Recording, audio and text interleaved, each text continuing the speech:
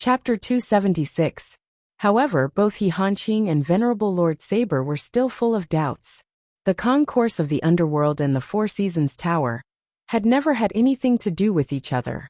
The Martial World Pact had long established that the higher-ups of the Four Seasons Tower were all listed in the exemption list of the concourse of the underworld. The so-called Martial World Pact could of course be a piece of paper and could not be counted. However, the prerequisite for it not to be counted was that the party who broke the pact was strong enough to bear the consequences of breaking the pact. Unless it was not completely considered, it was better to abide by the pact. It was better not to break it if possible. After all, it was never a good or trivial matter to always be on guard against the other party's counterattack, plot, ambush, and revenge. This was especially so when the people of the concourse of the underworld knew that although they were strong and powerful, they inevitably paled in comparison to the Four Seasons Tower. In that case, why would there suddenly be such an operation today? It was impossible to cover up this move. Even if He Hanqing and Venerable Lord Saber were to be silenced, it would be useless. The traces of the concourse of the underworld's actions were too obvious. The Four Seasons Tower would definitely find out after this. With the Four Seasons Tower's temperament, both parties would fight to the death. The concourse of the underworld, who was at a disadvantage in terms of strength, could only be defeated. Emperor Song had said that Venerable Lord Saber was unwise, but in the eyes of Venerable Lord Saber and He Hanqing, the concourse of the underworld was the unwise one. No matter how confused He Hanqing and Venerable Lord Saber were, the battle would not stop just because of their doubts. In the blink of an eye, a few more screams were heard. The last few subordinates of Venerable Lord Saber had also died tragically in the hands of the other Yama kings from the concourse of the underworld. On the side of the Four Seasons Tower, other than Venerable Lord Saber and He Hanqing, there were only a few survivors. The situation was irreversible and almost a foregone conclusion. In this battle, the elites of the Hall of Spring had been slaughtered. The King of Equality appeared in the air with a face full of pity, murmuring, "Sin, sin," he mumbled. "This life has been evil. I have come to expiate. There is no enmity between life and death. This life is over, but there is still the next. Go now, the gates of hell will open." Venerable Lord Saber took a deep breath. Emperor Song, the Four Seasons Tower will never let this matter go. The concourse of the underworld will regret this. You have money, but you have to live to enjoy it. He turned around and shouted, "Let's go. If Venerable Lord Saber wishes to leave, we will not stop you." Emperor Song's expression was indifferent. However, His Excellency Supreme Lord Spring Frost needs to stay. He said calmly, "You don't need to leave too much. Just ahead is enough." He Hanqing chuckled. A ruthless glint flashed across his eyes as he said, "The concourse of the underworld has only sent 7 kings and 2 envoys here today. At most there are a few gold-ranked assassins. I and Venerable Lord Saber admit that we are no match for such a combat power. However, if you think that you can keep me here with just this, it will be your wishful thinking." Emperor Song placed his hands behind his back and said indifferently, "Whether we can do it or not, we will only know after we try. What do you think, Supreme Lord He?" With a flash of saber light, Venerable Lord Saber moved swiftly to He Hanqing's side and said coldly, "Even if this reputed one has always been at odds with He Hanqing, I will not sit back and do nothing as a colleague of the Four Seasons Tower at this juncture of life and death." He said coldly, "Emperor Song, I believe you can see that although we are at a disadvantage today, it is only He Hanqing alone. If you want to kill him, you will have to pay with the life of one of the 10 of you brothers. If this reputed one were to join in, hee." Venerable Lord Saber sneered and said, "Even if you can kill He Hanqing in the end, at least 3 of the 10 Yama kings of the concourse of the underworld will be reduced. I can also guarantee that I will be able to retreat unscathed. After all, I am not like He Hanqing, who is severely injured. Such a clear situation, can't you, Emperor Song, see through it? It's fine if you kill an ordinary expert of the Four Seasons Tower, but if you kill one of the 4 Supreme Lords, you have to think about the consequences." Emperor Song stood in the air with his hands behind his back. His gaze was resolute and he did not speak. Of course, He knew that what Venerable Lord Saber said was the truth. Everyone had already reached this level, and no one could lie to anyone else. Between each other, there was no one who could brag to each other. The situation was as such simple and clear as day.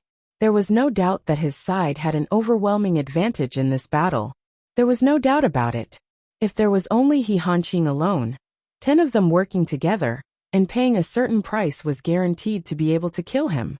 Now, however, there was an additional Venerable Lord Saber. If they really wanted to kill He Hanqing, they would need at least 2 to 3 people's lives to be able to do it. Yes, it was only possible to do it. Moreover, Venerable Lord Saber could not be left behind. They were all experts of the same level. It was not difficult to join forces to intercept and defeat the other party. But to kill the other party without paying the same price, the difficulty would increase by more than 10 times. Based on the current combat strength, it was absolutely impossible. Emperor Song's expression was as calm as ever. While he was still contemplating in his heart, he saw a person from his own camp rushing forward. There's nothing more to say. He Hanqing's time has come to an end. He must return to his position today. First Court King Qingguang had already made his move. As he did so, King Pingding, King Taishan, and King Chujiang attacked in unison. The 4 of them had covered the entire sky with the ghastly fog. 2 silhouettes loomed in the ghastly fog, appearing and disappearing unpredictably, waiting for an opportunity to launch a sneak attack. They were Oxhead and Horseface, the twin envoys of the concourse. He Hanqing was enraged. It was the first time in his life that he had encountered such a muddle. What price had the person who had bought his life offered? Why would the concourse of the underworld be so reckless as to target them at all costs? Even the scheming and cunning Hanqing was baffled. It was hard to imagine. However, the other party attacked again. He Hanqing had no time to think. With a long howl, he attacked with all his might. What price can kill me, He Hanqing? He Hanqing asked sternly after exchanging a blow with First Court King Qingguang. While they were speaking, First Court King Qingguang was the first to rush forward, indicating that he was the most desperate. The most desperate person was usually the one who had accepted the payment and agreed to the mission. Since he could not think of it, he might as well ask. You want to know? First Court King Qingguang chuckled strangely. He Hanqing's eyes flared with ice and fire at the same time. His secret technique had been activated. The countless forces of souls that he had devoured over the years were all activated.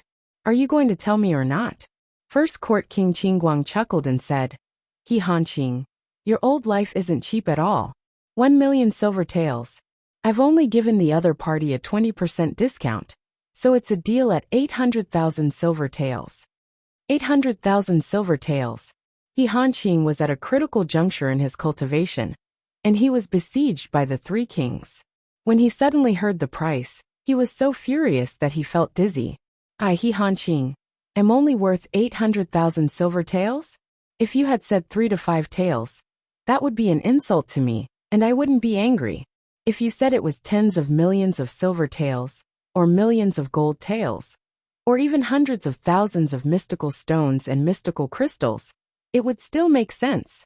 But what about 800,000 silver taels? Your concourse of the underworld has sent out dozens of gold-ranked assassins, 10 Yama courts and 2 emissaries at the same time. All for 800,000 silver taels? Does this mean that your evaluation of me, He Hanqing, for 800,000 silver taels is already more than worth it?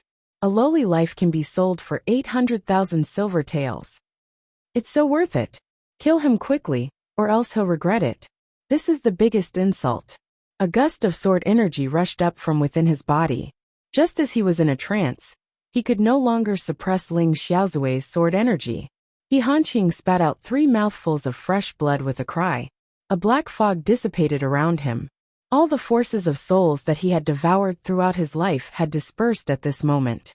800,000 silver taels. He Hanqing had been defeated in an instant. He Hanqing, do you think you're worth that much? First Court King Qingguang guffawed. 800,000 silver taels is already a high price for your lowly life. He Hanqing was infuriated, spitting out a few more mouthfuls of fresh blood, as he tried his best to parry the attacks. However, King Qingguang and the other 2 kings attacked with all their might, completely suppressing He Hanqing into a disadvantageous position, where he could only take a beating without being able to retaliate. First Court King Qingguang, you're courting death. With a flash of saber light, Venerable Lord Saber dashed forward. A silhouette flashed. King Song stood in front of the saber light in an elegant manner, his sword energy soaring into the sky. Venerable Lord Saber, we're not done yet. Venerable Lord Saber was enraged. King Song, don't you regret this? With a flash of saber light, Venerable Lord Saber's body disappeared without a trace in an instant. What appeared in front of everyone was a saber. The saber in the sky had revealed itself for the first time. A thick saber that was over 30 meters long lay across the sky, and it shone with a brilliant light. It was like a brilliant sun had suddenly appeared in the sky, and it illuminated the world, causing it to shine with an extraordinary aura. King Song took a deep breath. Stop him with all your might. Let the four of them finish off He Hanqing first. King Yanluo and King Zhuanluan responded to his call, and moved forward. King Song waved his long sword, becoming one with it as he faced Venerable Lord Saber head-on. In terms of cultivation base, King Song and Venerable Lord Saber were roughly on par. It would be difficult to determine the winner or loser in a one-on-one fight within a short period of time. At least they would not be at a disadvantage. However, being evenly matched was one thing. Being able to kill the other was another. As for completely restraining the other's movements, it was not the same thing. It was impossible to do so. Even if King Yanluo and King Zhuanluan were to unite, the situation was still not optimistic to fully restrain Venerable Lord Saber. The current situation was clear. Once Venerable Lord Saber could not be stopped, and was allowed to rush over, allowing him to join forces with He Hanqing, then the operation of the concourse of the underworld tonight would be a complete failure.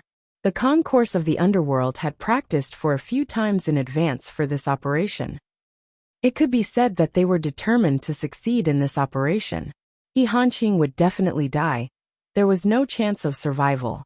However, it had never occurred to them that Tiantang City had an additional Venerable Lord Saber, whose cultivation base was higher than He Hanqing's.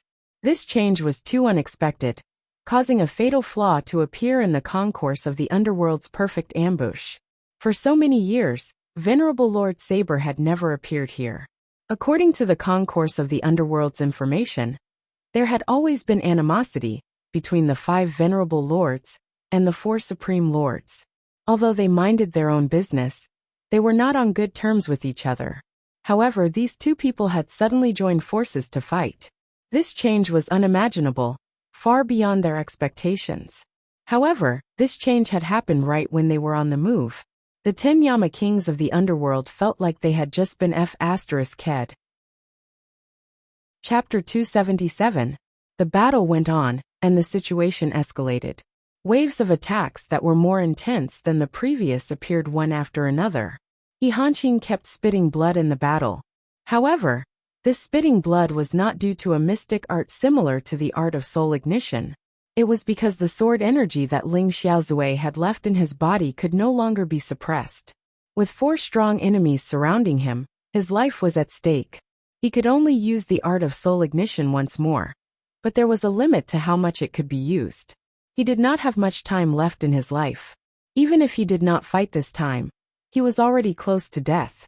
Unless Mr. Nian helped him, or he broke through on his own, he could die any time in the next 18 years. Now, however, he had used the art of soul ignition twice in a row, and his 18 years of life had been lost. He was basically at the end of his rope. Facing the siege of the 4 Yama kings from the concourse of the underworld, the atmosphere of the battle was intense. Even though He Hanqing had used the art of soul ignition for the second time, allowing his cultivation base to return to its peak state, his mystic art had inexplicably collapsed. He was still no match for the 4 kings. Another drawback of the art of soul ignition was that it could only destroy the enemy for a short period of time. His combat strength could not be sustained and would only deteriorate.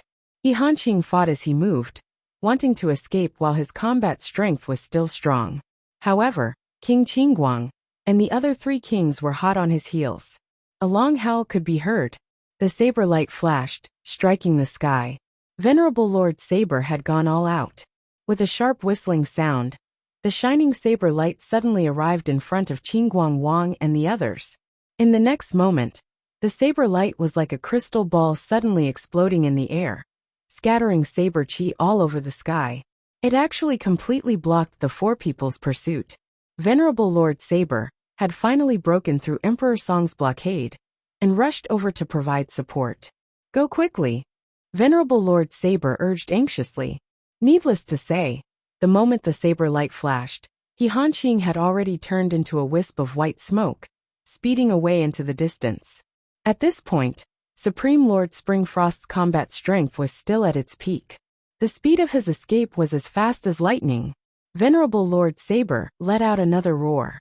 Once again, the dazzling saber light exploded in all directions. With his strength alone, he had blocked the pursuit of 7 Yama kings. He Hanqing ran all the way, but in the blink of an eye, he had already rushed out of the space of 10,000 feet.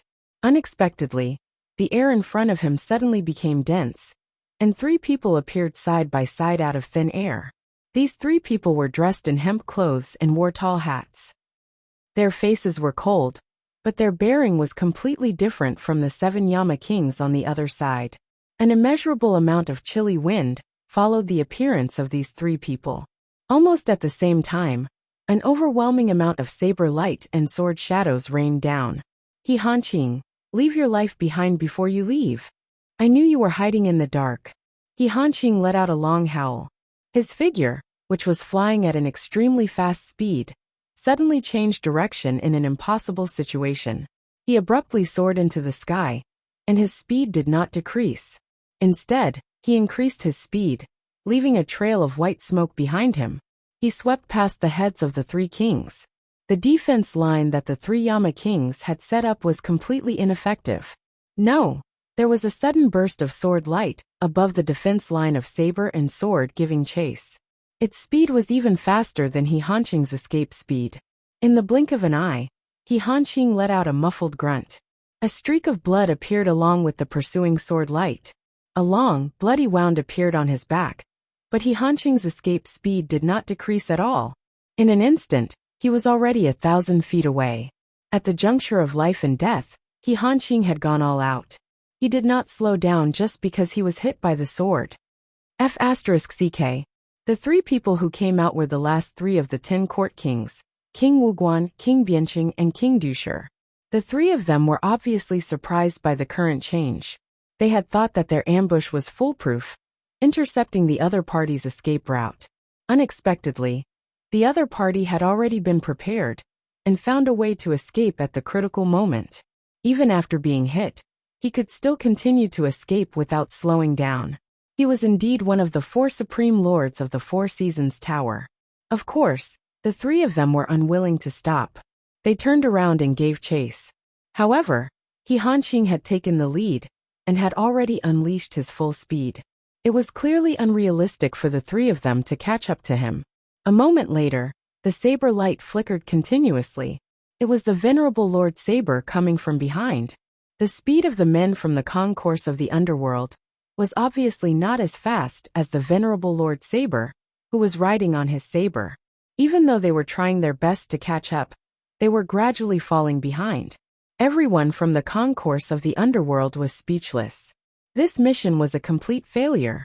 This was the first time the concourse of the underworld had sent out all 10 of its Yama kings, but they had yet to complete the assassination mission. What a joke! She was so embarrassed that she could die. What the F***ck? First Court King Qingguang was in hot pursuit as he cursed.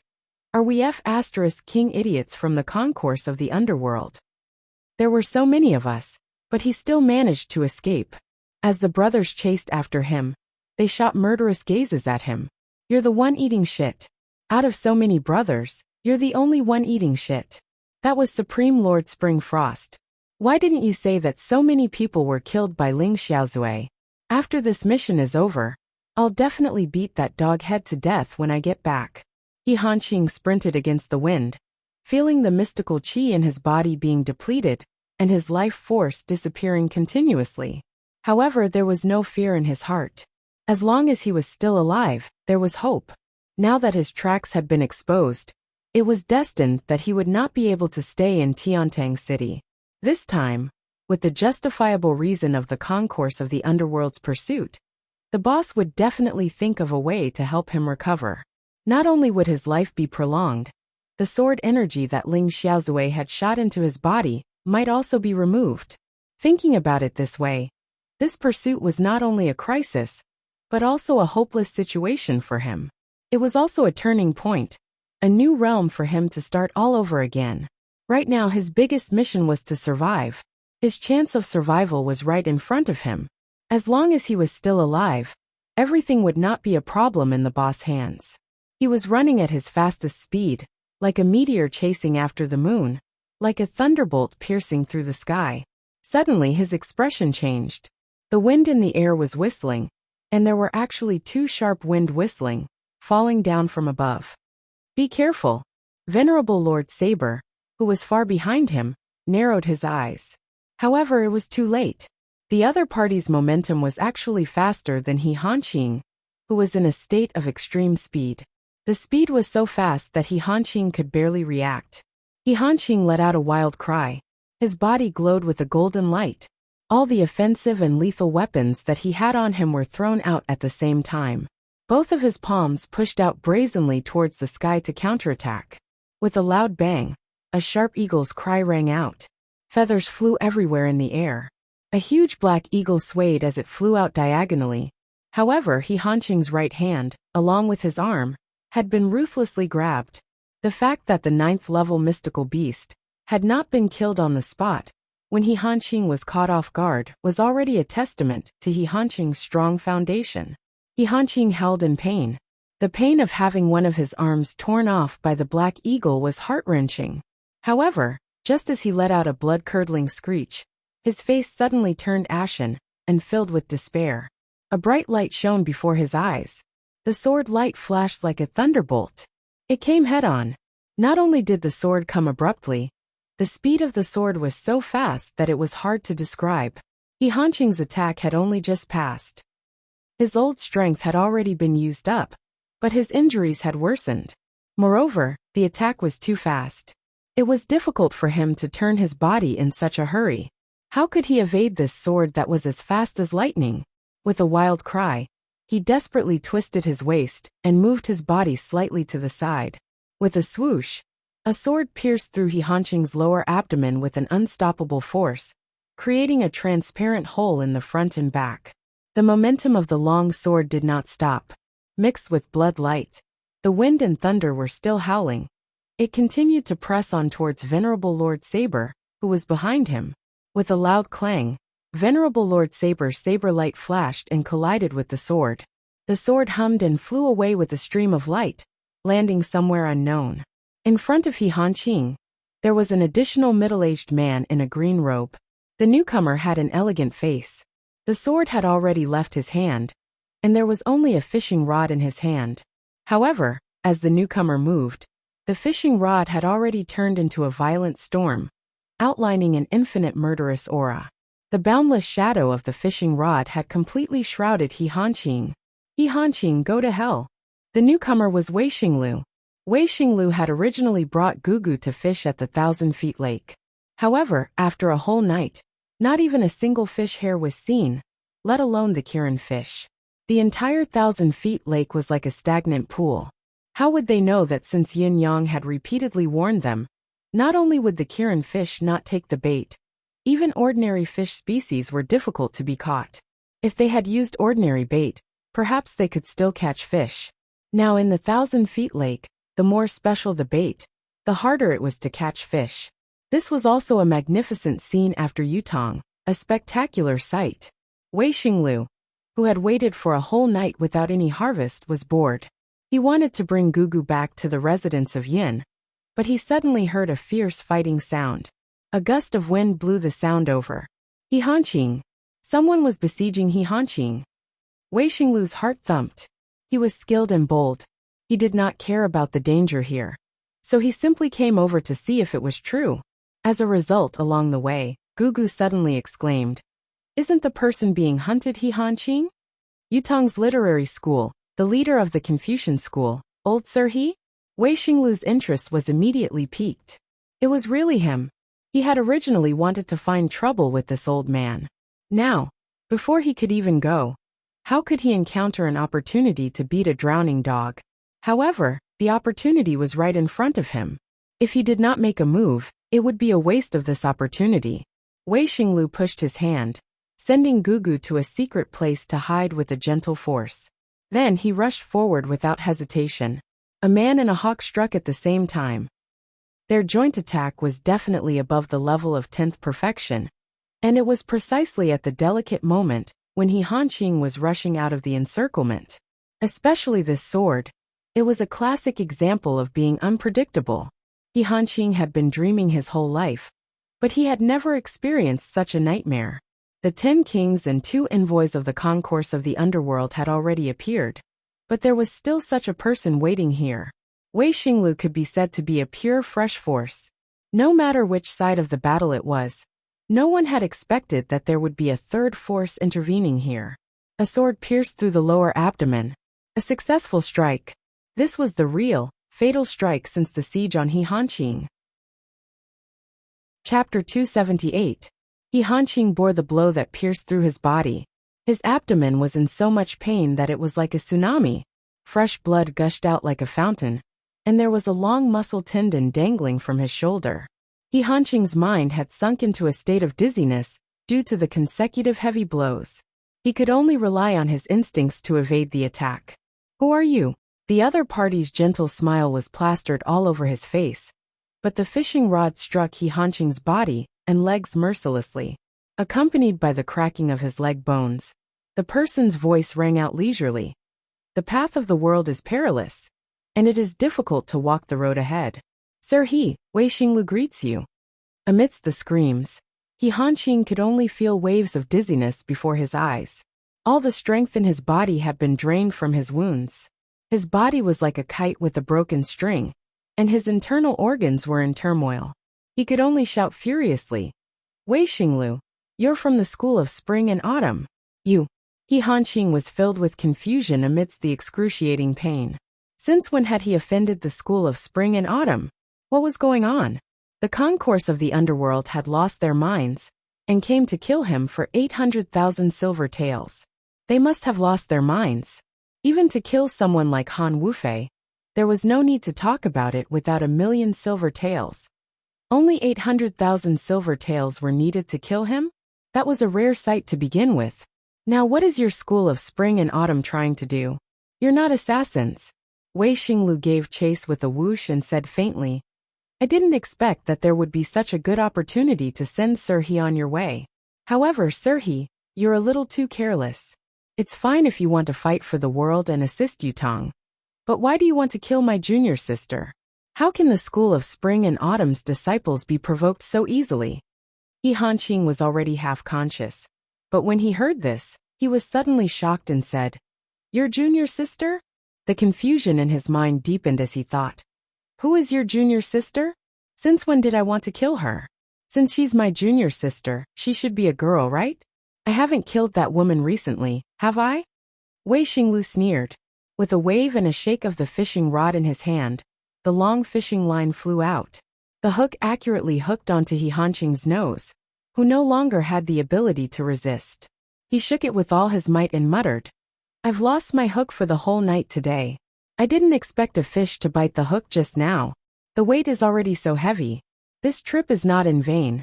This trip is not in vain. Let go. With a flash of saber light, the fishing line was broken into 2. It was Venerable Lord Saber, who was covered in blood, pouncing over.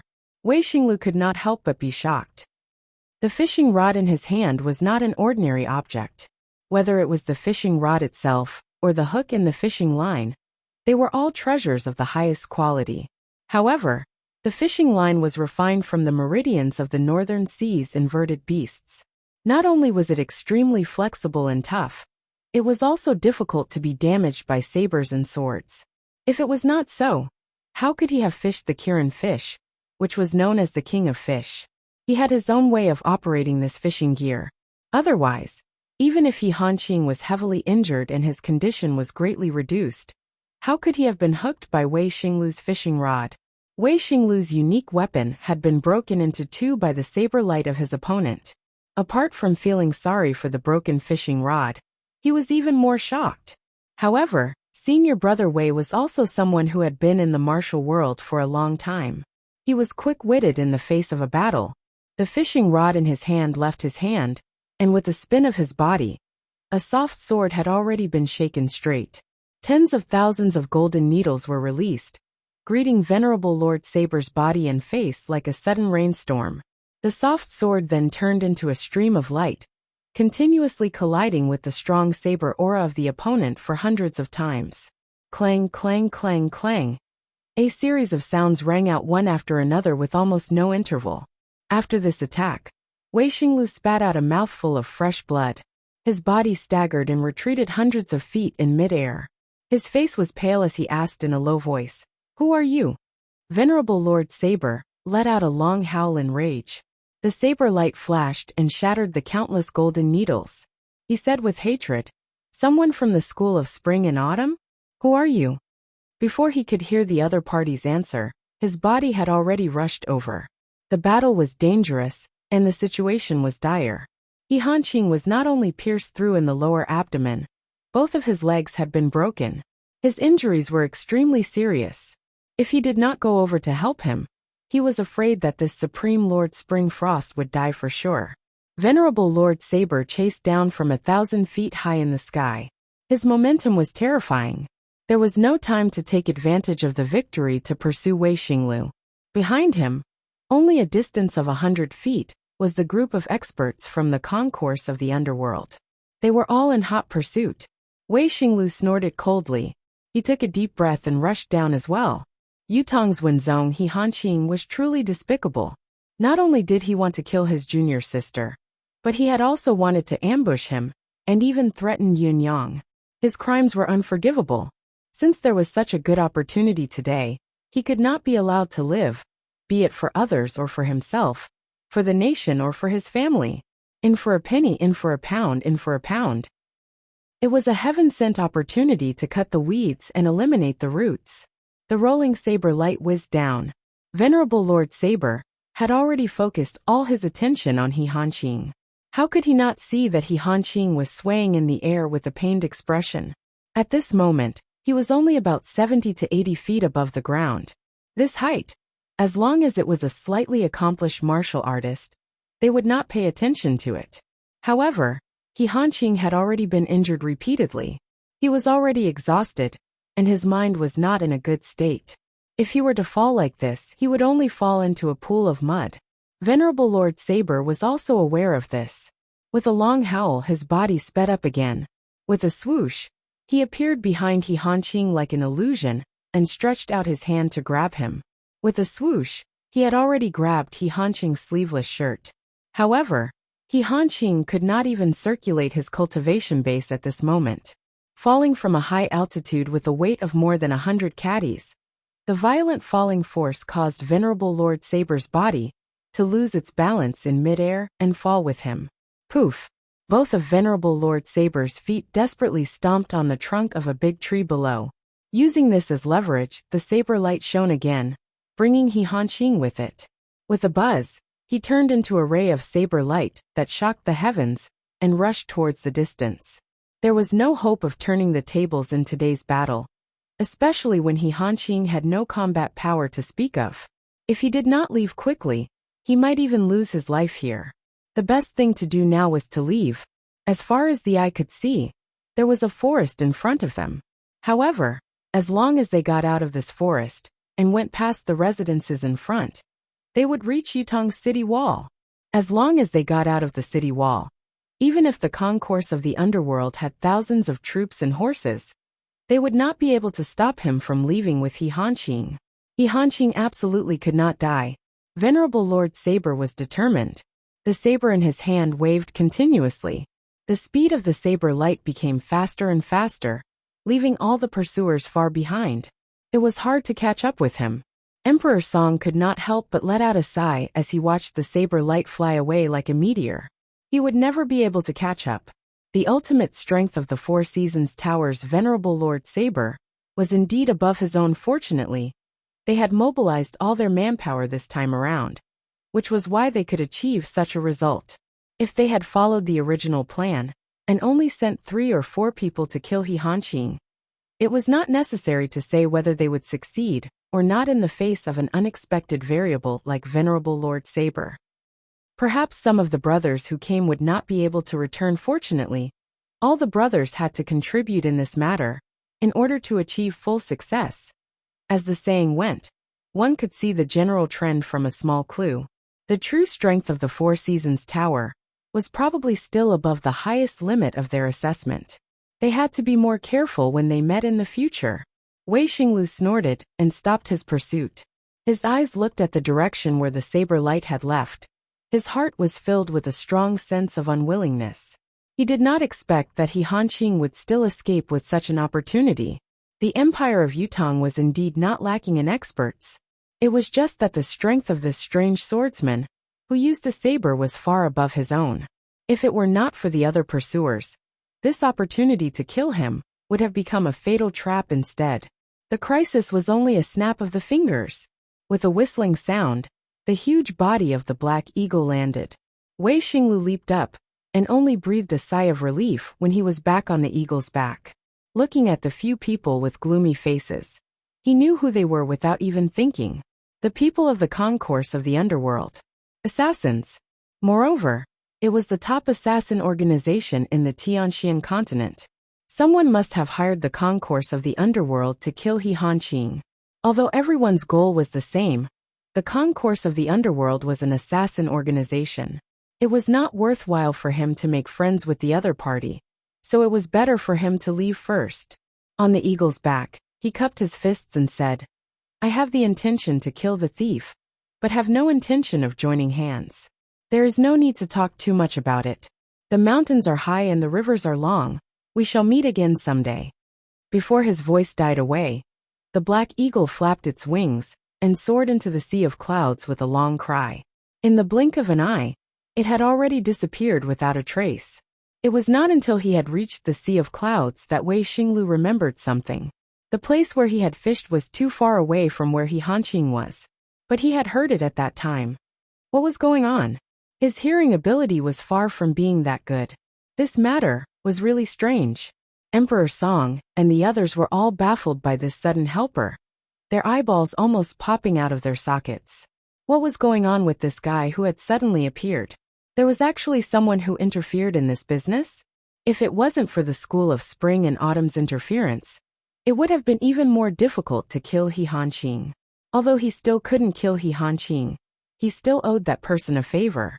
After all, if it wasn't for him, He Hanqing would have escaped earlier and wouldn't have suffered such heavy injuries. Also, how many people had the person who bought He Hanqing's life sent to kill He Hanqing? He had even invited the people from the School of Spring and Autumn. It had to be said that the person was really resourceful. In the blink of an eye, Venerable Lord Saber had already brought He Hanqing over the city wall like a whirlwind. The troops stationed below did not notice anything unusual at all. Both of them had already gone to the sky outside the city. Venerable Lord Saber finally breathed a sigh of relief. They had left the city. At this point, the sea was wide enough for the fish to leap, and the sky was high enough for the birds to fly. Next, he had to find a place to rest before he brought He Hanqing back. If he were to delay for a few more days, even if this old man did not die, his cultivation base would definitely be crippled.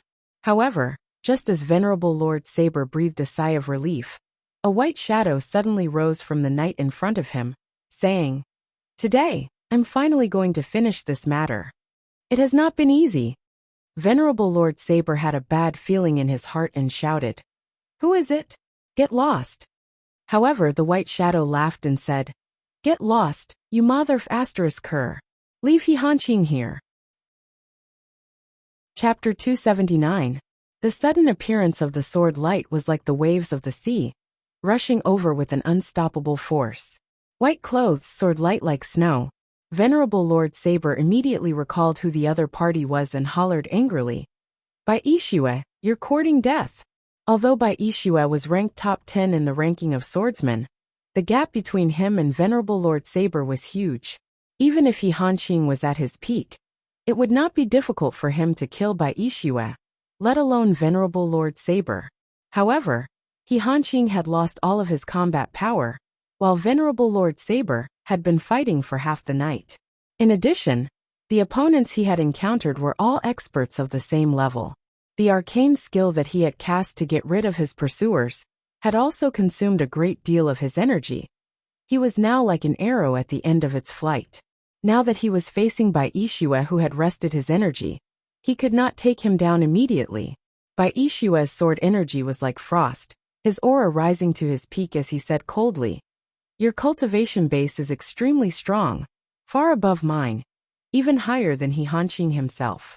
This saber of yours is superb and unpredictable. If it were any other day, I would be lucky to be able to withstand 30 to 50 moves from you. It's a pity that you're exhausted and can't hold on any longer. You can't protect He Hanqing now. As long as you hand over He Hanqing, we'll meet again in the martial world. If you don't heed my advice and get killed by me instead, it'll be such a waste." Venerable Lord Saber was enraged. A scoundrel who takes advantage of another's precarious situation. Do you think you're qualified to clamor in front of me? He took in a deep breath and stood up suddenly. The saber in his hand slashed down against the wind, its aura unprecedented. Bai Yixue let out a long howl as his long sword turned into snowflakes, falling from the air. Clang, clang, clang, saber and sword clashed. Bai Yixue could only feel the impact of the saber's force, like a sledgehammer striking his heart. For a moment, he felt like his internal organs were on fire. The cultivation base of the person in front of him was so high that it was terrifying and chilling. He had already fallen to such a bleak state, yet he could still exert such combat power. It couldn't be described with just one word. Bai Yixue knew that it would be difficult for him to fight head-on, so he took a series of steps back to dissipate his energy. However, Venerable Lord Saber's saber force was incredibly dense. The saber light chased after the sword light as he fought. One retreated while the other advanced. In just a moment, they were already at the edge of the forest by the roadside. Kill! A loud roar resounded. A ray of sword light suddenly emerged from the ground. Fang Mafei was dressed in black, and his face was covered. He looked like a giant dragon that had emerged from the darkness. Using the sword as a stick, he smashed it down fiercely. For an expert like Venerable Lord Saber, who was ever-changing and unfathomable, it was useless to compete with skills. He could only take advantage of the fact that his body was weak to forcefully break through. Venerable Lord Saber snorted coldly. The saber in his hand shifted slightly. A ray of saber light flew out from the body of the saber, accurately blocking Fang Mafei's sword. Not only had the saber light blocked Fang Mafei's sword stick, it had also counterattacked, leaving a deep wound on Fang Mafei's chest with a swoosh. Fresh blood spurted out at once. Fang Mafei's injury was not light, but he paid no heed to his injuries. With an angry roar, a ray of crimson light shot out from his mouth. Fealty Jade Sword Fang Mafei. Although Fang Mafei's jade sword was gone, his fealty was still there.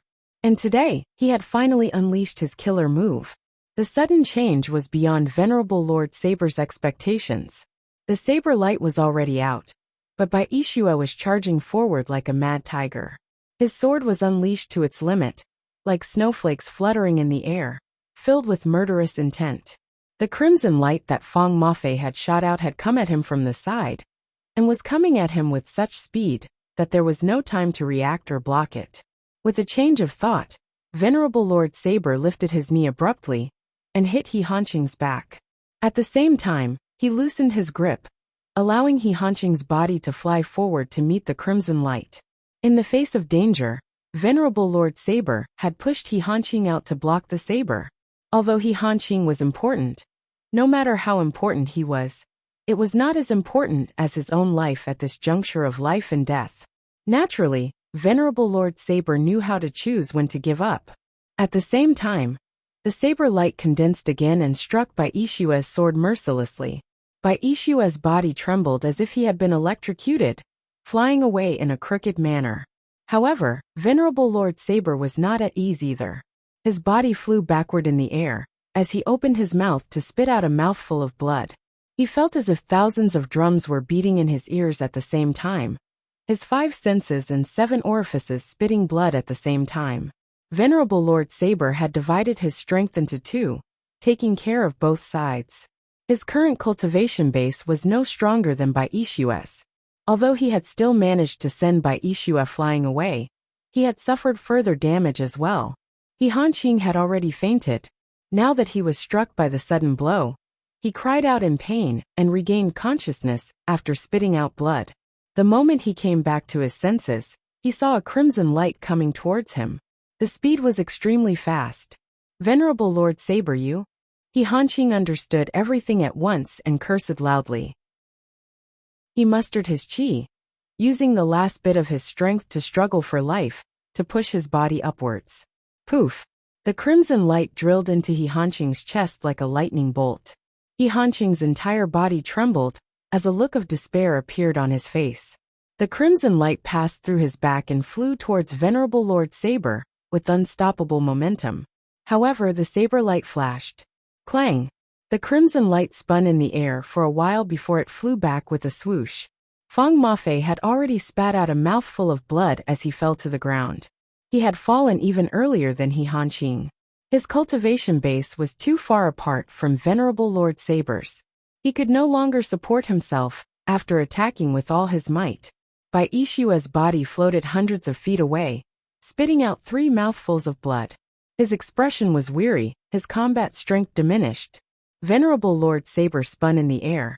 The saber light turned into a whirlwind and chased after He Hanqing.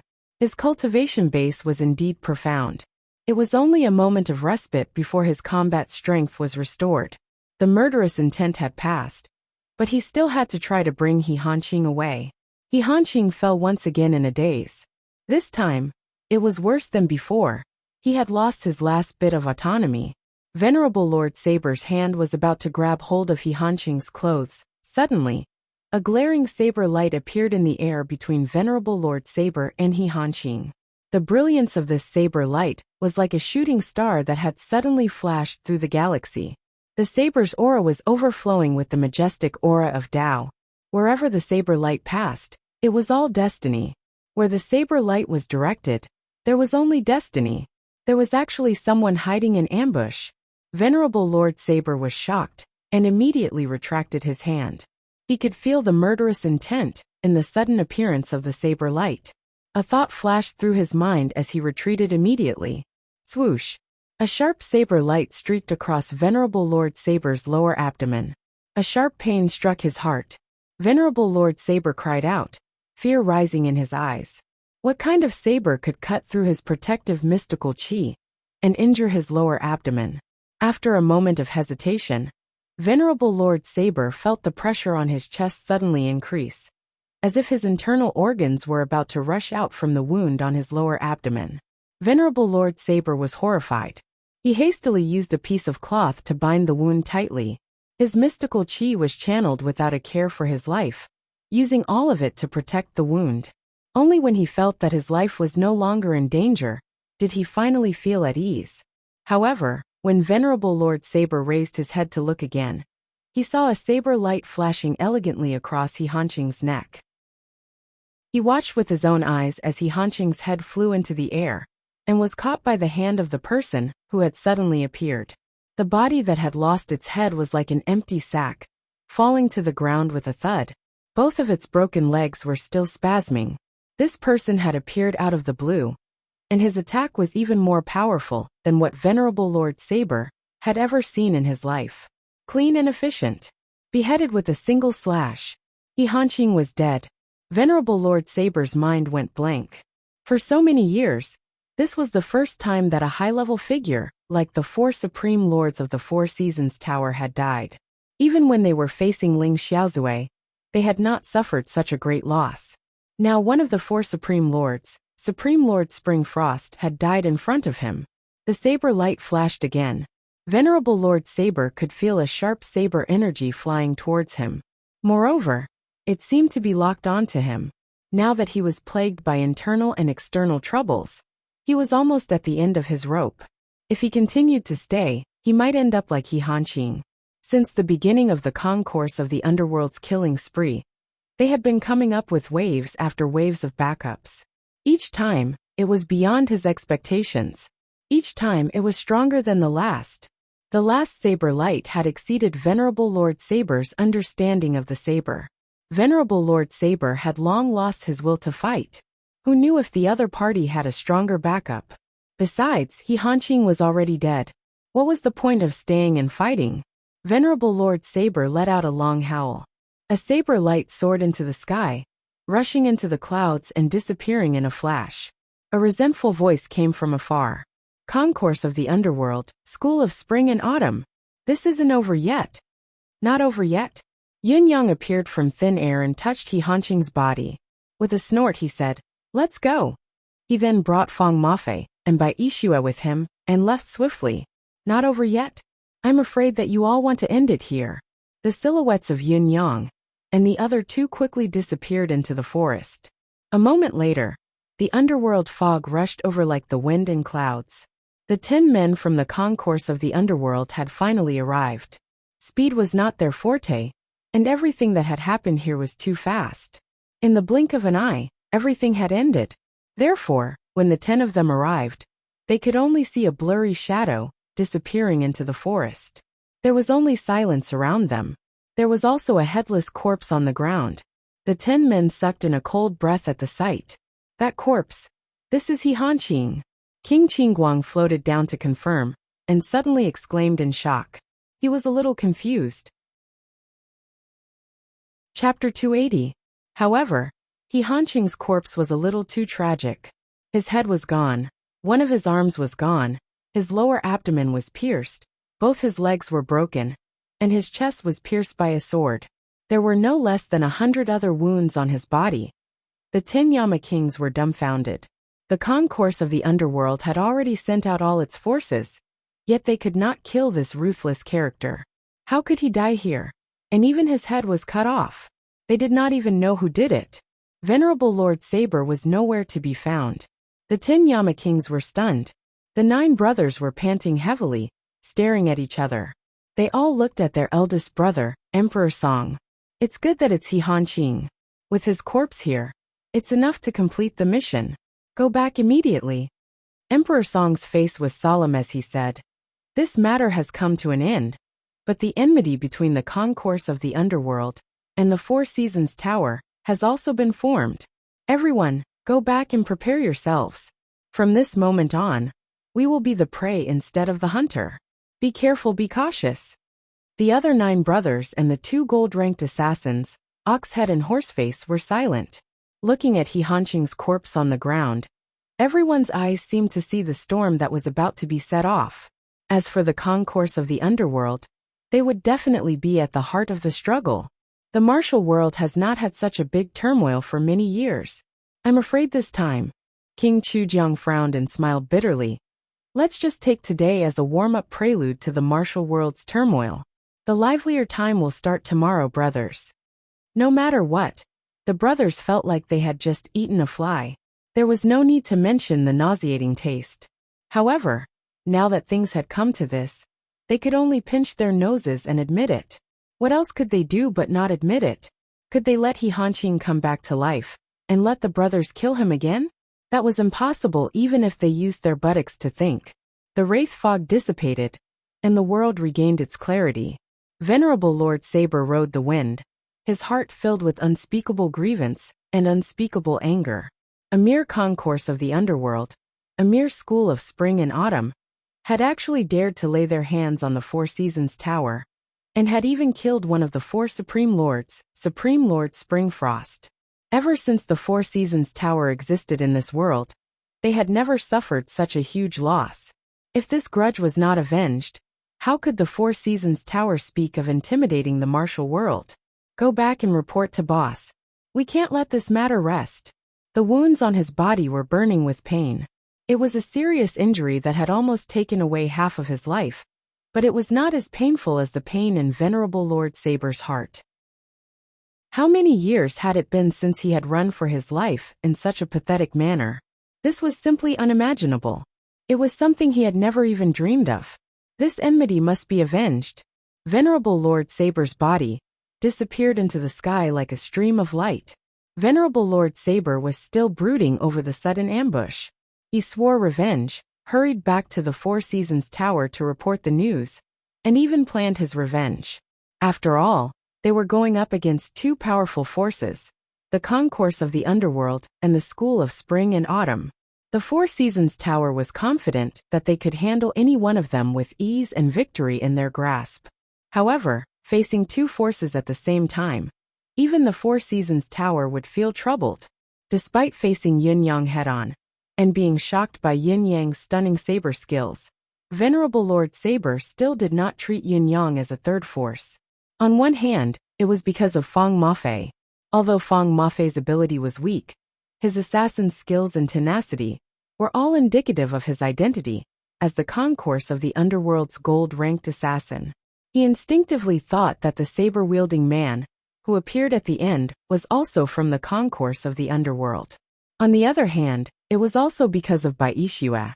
Bai Yixue's official identity was Han Sanhe's guard, and he had even attacked directly to assassinate He Hanqing. His comeback was not something unexpected, at least from Venerable Lord Saber's point of view. Even if Bai Yixue did not belong to the Empire of Dongxian, he should at least be related to the school of spring and autumn. Yin Yang and the other two waited until they returned to the residence of Yin. They still felt that everything that had happened today was like a dream. Supreme Lord Spring Frost, this prominent figure in the martial world, the backbone of the Four Seasons Tower, a ruthless character who could survive when faced with Ling Xiaozui, had died just like that under Yin Yang's plot. Killing He Hanqing had been Yin Yang's dream for a long time. From the very beginning, when he knew He Hanqing's identity, Yin Yang had been planning. From plotting against Han Sanhe, he had put it on the agenda. First, it was Bai Yixue who was unintentionally targeted by Yin Yang. Then, it was the concourse of the underworld's first court King Qingguang, who had snuck in and accepted the mission. Then, Yin Yang had spent a lot of effort to trap Wei Xinglu. At that time, he did not think too much about it. He just wanted to solve his own crisis first. However, by coincidence, the concourse of the underworld had made their move at this time. Yin Yang noticed it immediately and informed Wei Xinglu to send the sound over with a blast. It seemed to be a coincidence in every aspect, but without Yin Yang's careful planning, such a coincidence would never have happened. The moment the divine edge chopped off He Hanqing's head, Yin Yang clearly felt that his brothers were looking at him with a smile. "Oh, ninth, well done." Whether the feeling at that moment was real or imaginary, Yin Yang treated the feeling as real. However, there was not much relief in Yin Yang's heart at this moment. Instead, it was filled with an indescribable bitterness and discomfort. "Brothers, I have finally gotten rid of a great enemy. He's our common enemy. However, what happened today is only a beginning, a prelude. Next, I will find out all the people who had a hand in dealing with us that day, and carefully settle the debts they owe us. The debt of human lives must be paid with human lives." Although Yin Yang and the other two had successfully killed He Hanqing in this battle, Feng Mafei and Bai Yixue had also suffered injuries of varying degrees, but they were not serious. Returning to the residence of Yin, each of them went into closed-door cultivation to recuperate and would recover after a few days. Yin Yang tossed He Hanqing's head and all the items he had found on him into the secret chamber before he hurried out of it. The clear moonlight hung diagonally in the sky. There was already a faint glimmer of light in the east. The entire heaven and earth had become a little misty. It was already dawn. Yin Yang sat under the flowering tree, quietly boiling a pot of water. The steam rose in spirals. Beside his hand was a cup of leftover tea from last night. Yin Yang was dressed in a spotless purple robe. There seemed to be a hint of melancholy shrouding his handsome brows. He sat quietly, not making a single sound. The boiling water splashed against the lid of the teapot, but he did not seem to hear it. All in all, he looked like he was burdened with worries. Of course, such an act was done for some people. It had to be said that if Yin Yang were to transmigrate to reality, he would definitely be an international actor. After a while, the wind suddenly changed. In the sky, a huge shadow swooped down towards the residence of Yin. Yin Yang did not get up, but turned his head to look at the source of the sound. The black eagle was surrounded by a strong gust of wind as it landed in the yard, stirring up the dust on the ground. Wei Xinglu and Gugu leaped down from the back of the black eagle. Yun Yang saw that it was them, but did not make any further moves. He turned back to the bubbling teapot in a daze, as if he did not notice their arrival. It was just that his gaze seemed to have stiffened a little. With a sweep of his deific consciousness, Wei Xinglu realized that Yin Yang had not slept at all. It seemed that he had been sitting under the flowering tree. Could it be that he had been sitting for the whole night? Looking from afar, one could see that the youth under the flowering tree was filled with worry. It was difficult to hide the heaviness in his heart. It was as if he was isolated from the world, causing people to involuntarily have a subtle feeling of wanting to protect him. Even Gugu, who had always been at odds with Yin Yang, could not help but feel a slight shock in her heart. He was actually still awake at this time, and was still waiting here. What was he waiting for? Everyone else was at home except for the two of them. Could it be that he was waiting for them? Wei Xinglu naturally thought so too. Seeing such deep feelings right in front of him, he could not help but sigh softly. His body floated slowly as he walked in. Yin Yang still had no reaction. His eyes were still fixed on the teapot, as if the bubbling boiling water had attracted all his attention. "Brother Yin," Wei Xinglu said with a sigh, "looking at you, you didn't sleep for the whole night? Could it be that something happened that made you stay up all night?" Yin Yang's body trembled, as if he was shocked. He turned his head abruptly, and a smile immediately appeared on his face. "Eldest senior brother, you are back." It was a strange feeling of relief. This feeling was exceptionally clear. Yin Yang's face was full of dew and frost from the night. Even his sideburns had long been wet with dew. No matter how one looked at him, there was an indescribable sense of exhaustion. "What important matter made you stay up all night?" Wei Xinglu frowned. At this moment, the eldest senior brother was full of heartache. Although Yin Yang was smart, had a tough personality, and was shrewd, he was still a child who was not even 20 years old. In terms of the ways of the world, there was always a hint of childishness, whether intentionally or unintentionally. However, it was this childishness that made Wei Xinglu feel comforted. A cultivator who had not lost the innocence of a child was rare, extremely rare. Yin Yang smiled. "Eldest senior brother, you must be joking. I have had a good sleep, and my spirit is exceptionally good. I just woke up, and since I have nothing to do, I plan to boil a pot of tea to drink." Gugu took advantage of Yin Yang's precarious situation. How could she not step on Yin Yang when there was such a rare opportunity? She sneered. "Just woke up? Such a big pot of water has already been boiled dry. Could it be that you boiled the water while sleepwalking?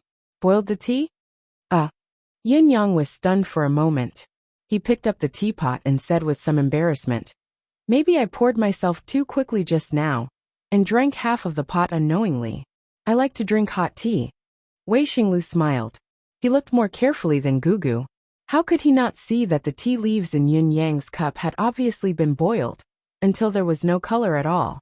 To be in such a state, the tea must have been boiled at least 10 times. Otherwise, how could it be so colorless and fragrant? Moreover, the pot of water was obviously boiled dry.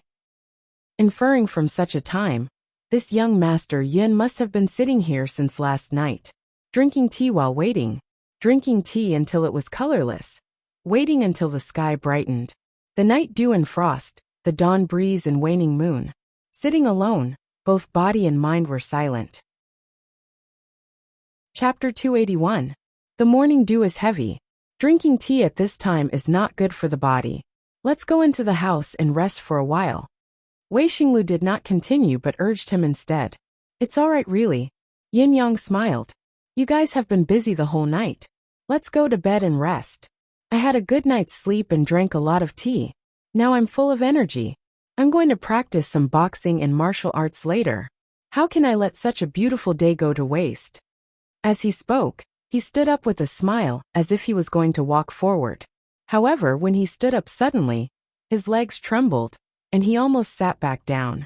It was as if his legs had gone numb after sitting for the whole night. However, he straightened his legs immediately and stood straight. However, his bones involuntarily made a cracking sound. Wei Xinglu said gently, "We're back now and won't go out again. Let's all rest for a while. Shall we meet again in the afternoon?" "Yes, yes."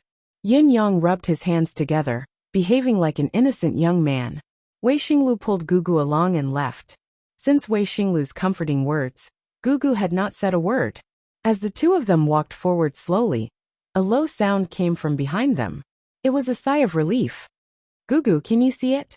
Wei Xinglu asked in a low voice. "What?" Gugu's voice was also very low. "He didn't sleep the whole night. He's been drinking tea and waiting for us. His tea has long lost its color and fragrance. Such a tea, even if it was brewed a dozen times, it might not be able to reach this level. To drink a pot of tea to this extent, it must have been brewed for at least 6 hours or more. There's also that pot of water. The pot should have been full of boiling water. No one uses half a pot to boil water. It's even more so for tea. But now there's only the bottom of the pot left. He didn't even notice it. Obviously, this pot of water has been boiling for at least 2 hours. Luckily, the fire used to brew tea can't be too strong. Otherwise, the pot would have burned through long ago. He's been thinking about something." Wei Xinglu's gaze was thoughtful as he looked at Gugu. "Tell me, why didn't he sleep the whole night?" Gugu lowered her head, not saying a word. "Obviously, he was waiting for us. To be more precise, he was waiting for you. He was worried about your safety. I never thought that he Hanqing was not only a top-notch powerhouse himself, but he also had experts who were stronger than him by his side. Luckily, we had the 10 Yama kings of the concourse of the underworld with us. Otherwise, how could we have resisted?" Wei Xinglu said solemnly. "How could Yin Yang not know that he Hanqing has made such a big commotion tonight? I think Yin Yang must have some understanding of he Hanqing's ability. That's why he's so worried. When he saw you come back just now and confirmed that you're safe, he was relieved. When he stood up, he almost fell down and his bones cracked. Clearly, he had been sitting there in a daze, thinking about something. Think about it, he is a martial artist, and his cultivation is extraordinary. He has a much stronger endurance than ordinary people. To make such a martial artist's bones crack, how long did he have to sit there without moving? But when you came back, he moved and stood up." Wei Xinglu sighed. "What's more difficult is that he refused to admit it. He kept saying that he only woke up after a good night's sleep. Look at the weathered look on his face. Where did it look like he had slept at all? Why didn't he admit it?" Gugu asked in a low voice. "Silly girl, why would you ask such a question? Where's the usual eccentric spirit? He's obviously afraid of adding to the burden in your heart." Wei Xinglu heaved a long sigh. Such a sentimental man is rare in this world. Gugu lowered her head and did not speak again. Wei Xinglu said softly, "Gugu, I want to tell you something, very seriously." Eldest senior brother, what did you say?" Gugu's voice sounded like she was talking in a dream. "If in the future." Wei Xinglu said softly, "If you can't be together in the future then, at least don't hurt him too deeply. This child is very good, very good." Gugu was silent. Surprisingly, she did not retort. In the afternoon, Wei Xinglu and Gugu packed their luggage and walked out. "Young Master Yin, we will be leaving now. Thank you for your hospitality these few days. If you have the time to visit the Empire of Dongxian, you must come to the School of Spring and Autumn for a visit. We brothers and sisters will welcome you with open arms." Yin Yang's face was calm as he said with a smile, "Eldest senior brother Gugu, have a safe journey. Take care."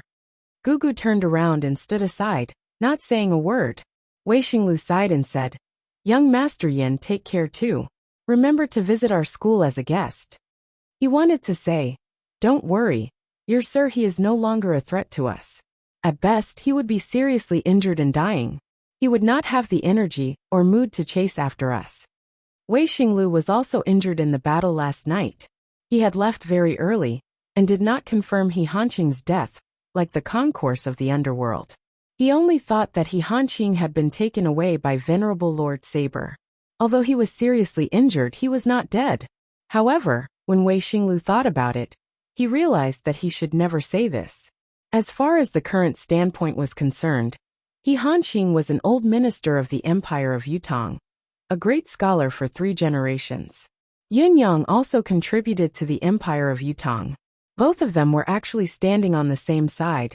If he were to really say this, it would not only cause a great blow to Yunyang, but it might also destroy the harmonious atmosphere between both parties.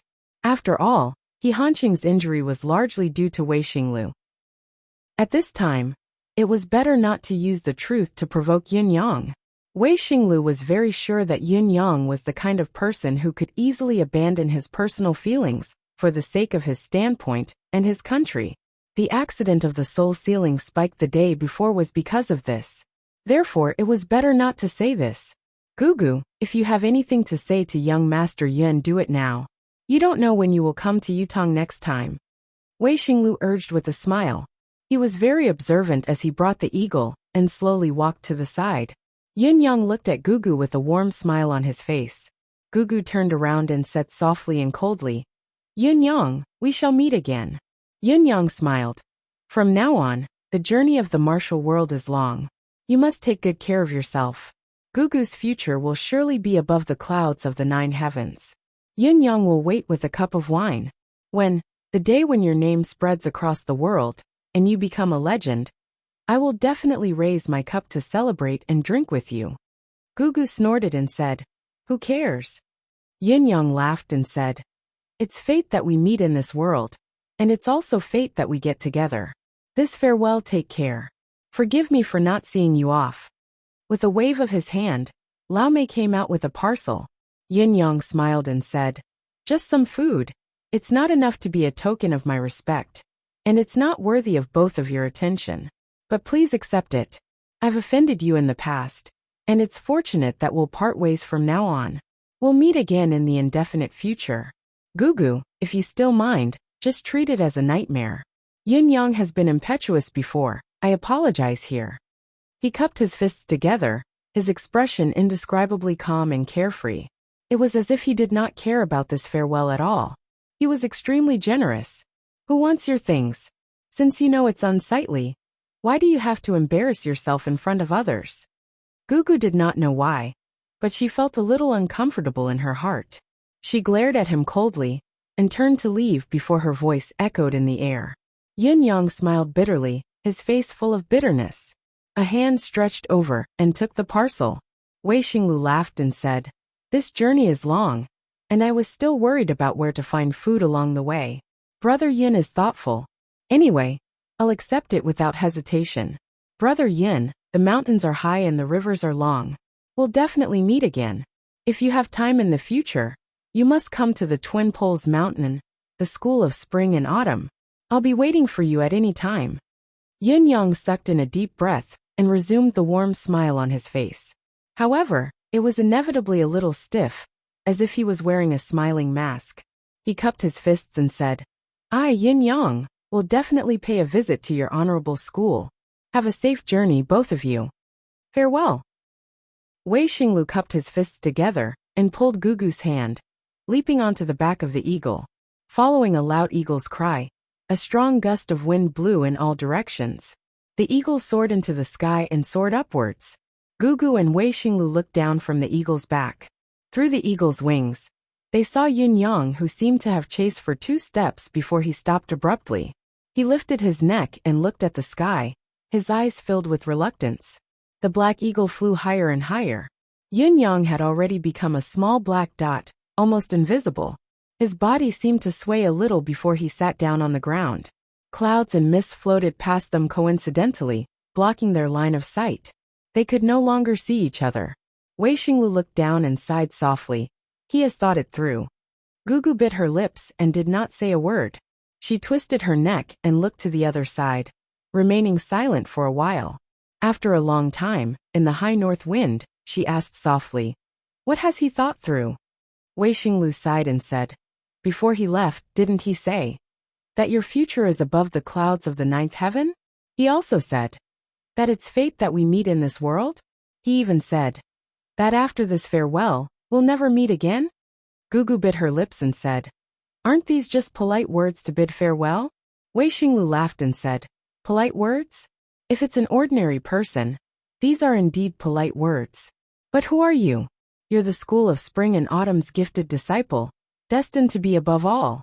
He has realized this. As a guest in the secular world, he and the high and mighty heaven's favored daughter are people from two different worlds. Even if you're in the same secular world, you're in two hostile countries.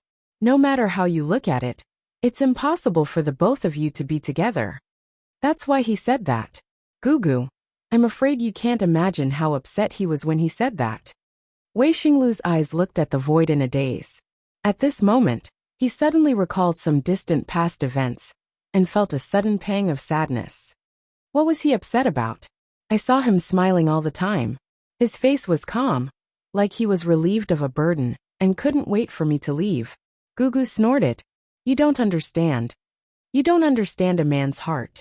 Girl, when you understand you will. He wanted to say that she would feel very upset and sour inside. However, he thought about it and did not say it out loud. Chapter 282. Wei Xinglu said softly. The reason why he acted like that was because he was afraid that you would be upset. That's why he pretended to be calm. Didn't you see that after we flew into the sky, he sat down on the ground? That's because the power that supported him has been used up. He really can't control his emotions. How can a powerful practitioner fall to the ground for no reason? Don't tell me you didn't feel it at all.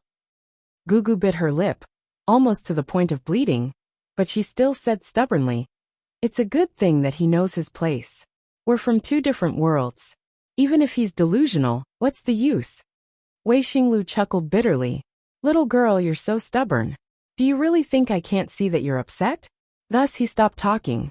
Along the way, Gugu sat on the hawk's back, motionless and silent all the way. The hawk pierced through the clouds and flew towards the empire of Dongxian like a sharp arrow. They're finally gone. Yun Yang, who looked extremely dispirited, sprung up from the ground and guffawed. I'm so tired these few days. My face is stiff from all the smiling. Lao Mei chuckled and said, but young master's acting these few days is indeed very useful. You killed the enemy and borrowed their strength to fight them. If it wasn't for Wei Xinglu's unexpected help, I'm afraid it would be difficult to successfully eliminate He Hanqing. Yin Yang smiled faintly and said, this is really a coincidence. I didn't include him in the killing plan, but without his participation, it would be really difficult to take down Supreme Lord Spring Frost. I'm afraid there's a follow-up between these two. I saw that Lady Gugu's attitude towards young master had obviously changed a lot when she left just now. Lao Mei sighed softly and said. Yin Yang kept quiet for a while and said, there's no way to think about what to do next now. Although we've killed He Hanqing now, the internal and external troubles haven't improved much. The school of spring and autumn is also a colossus that we can't afford to offend. If it were according to my previous personality, this time, it would definitely be a stalemate. Once the situation gets out of control, it'll be out of control. Even if we can kill them here, we won't be able to keep the eagle. The school of spring and autumn's revenge will come one after another, and will be completely exposed. The school of spring and autumn alone won't be able to handle it. What's more, there's still the Four Seasons Tower eyeing us. We're not completely flawless in the past. Any hint of association can lead to countless follow-up events. I don't have enough strength right now, so I can only use this trick to make myself safer. Yin Yang said faintly, I'm afraid there's still a long way to go. Lao Mei nodded, but he sighed in his heart. Young master, what you've done has helped you overcome a crisis and successfully used the opponent's martial arts to achieve your goal. However, you've also touched the heart of a young girl. Don't tell me you don't feel anything? If Lady Gugu had been hating Yin Yang from the beginning, it would not have been a big deal. But if by any chance to this young lady, it would be an extremely cruel matter. Lao Mei kept these words in his heart and did not say them out loud. Perhaps the young master did not mind this at all? After all, both of them were completely different in terms of identity, background, and stance. The chances of them being together were extremely rare, almost negligible. This sentiment could only be left to time. It had to be said that Lao Mei's thoughts were exactly the same as eldest senior brother Wei's. Yun Yang returned to the flowering tree and brewed a pot of tea. He boiled the water slowly and watched the steam rise with a calm smile on his face. The flowering tree was green, and dotted with red flowers. The shadows of the trees swayed with the wind, the fragrance of the flowers wafting and the fragrance of the tea lingering in the air. The young master was like jade, his purple robe fluttering. He was like a man in a painting. Lao Mei watched for a while before he finally sighed and went about his own business. Sensing that Lao Mei had left, Yin Yang slumped to the ground in an indolent manner, watching the water bubbling and boiling. He recalled Gugu's unusual silence before she left, and sighed softly and leisurely. Night fell. A gust of eerie ghastly fog entered the residence of Yin soundlessly. As Yin Yang brewed the tea and waited, a silhouette in hemp garments and a tall crown appeared before him, as if it had appeared out of thin air. First Court King Qingguang. He had finally arrived. What should come would eventually come. The mission was set and completed. It was time to end this matter. Yin Yang could not help but chuckle when the ghastly fog appeared. Yin Yang could not help but chuckle at such a unique entrance. It was too obvious. It also highlighted the other party's identity. To someone who was used to the eerie atmosphere, the ghastly fog was only vague and transparent, nothing more. Moreover, the owner of this ghastly fog had brought him good news. What are you laughing at? Do you know that you're about to be doomed? First Court King Qingguang said coldly with a dark expression. He and his brothers had put in a lot of effort this time, especially himself. He had risked his life, and almost lost his life just to work for this child. Finally, when everyone was half dead from exhaustion, this guy appeared by himself, cut off the target's head, and took it away. What the F***ck was this? Was this still considered as a completed mission? Although First Court King Qingguang did not see who had killed He Hanqing in the end, he could confirm that the one who had killed He Hanqing was Yin Yang himself, based on such an elusive and untraceable method. There was no need to even think about it. Furthermore, Emperor Song, who was the most meticulous and observant, had pointed out straightforwardly that a gold-ranked assassin from the concourse of the underworld was suspected to have contributed to the last wave of attack. Other than the concourse of the underworld's headquarters, only Yin Yang had a former gold-ranked assassin from the concourse of the underworld by his side. In other words, the Four Seasons Tower might very well determine that the one who had taken the life was still the concourse of the underworld's men based on this. Although this did not go against the concourse of the underworld's original intention, it was still a scapegoat for someone else. The feeling of being the scapegoat and being the scapegoat for someone else was different. It was not a good feeling at all. As the person in charge of this mission, First Court King Qingguang was infuriated when he saw Yin Yang's handsome grin despite having gotten what he deserved. So he mocked him immediately. Seeing that you're here, I know that you've completed your mission. How can I not be happy that I've gotten rid of a major threat? Yin Yang was gentle and refined, but it only made him angrier. First Court King Qingguang's expression darkened further. He Hanqing is dead, First Court King Qingguang said with a snort. The mission had been completed, but the routine report was still necessary. This was the main purpose of today's trip. I know, Yin Yang said. His head is in my secret chamber now. Although I'm the one who beheaded him in the end, without the concourse of the underworld's all-out effort and the arrival of 10 Yama kings, this plan wouldn't have succeeded. I owe you a favor. First Court King Qingguang said. So the deal between both parties has been confirmed and completed. Other than explaining this to you, I'm also bidding you farewell. We have to rush back to the concourse of the underworld to arrange the follow-up. Yin Yang said. It's not too late to bid farewell later. I believe that everything in He Hanqing's residence, including the items in the secret chamber, must be in your hands. First Court King Qingguang rolled his eyes and said, the most valuable item that He Hanqing carried with him has fallen into your hands. Why are you still concerned about the details? Are you really so poor that you've gone mad? Yin Yang chuckled. Not so poor that I've gone mad. How about I buy those items from you at a high price? First Court King Qingguang snorted and said, what high price can a pauper like you offer? It's just a few items, we'll give them to you. Why are you so generous? Yin Yang was genuinely surprised this time. In Yin Yang's mind, the worst that could happen was that the concourse of the underworld would condemn him forcefully after confirming that the mission had been completed. It was not impossible for them to gang up on him and kill him. After all, the concourse of the underworld could very well guess his identity. The concourse of the underworld had thoroughly offended the Four Seasons Tower this time. But with the Nine Supreme Cloud's life as compensation, and the fact that they had been tricked, they could completely erase the grudge between them and the Four Seasons Tower. Not only did they not condemn them, they were even willing to give their gains to them for free. This transaction of theirs would be a huge loss. Although Yin Yang was a black-hearted gigolo, his skin was as thick as a city wall. He was still filled with suspicion. I only hope that you'll be merciful. Don't assign such a deceptive mission to us in the future. First Court King Qingguang rolled his eyes. Yin Yang chuckled. Inwardly he heaved a sigh of relief.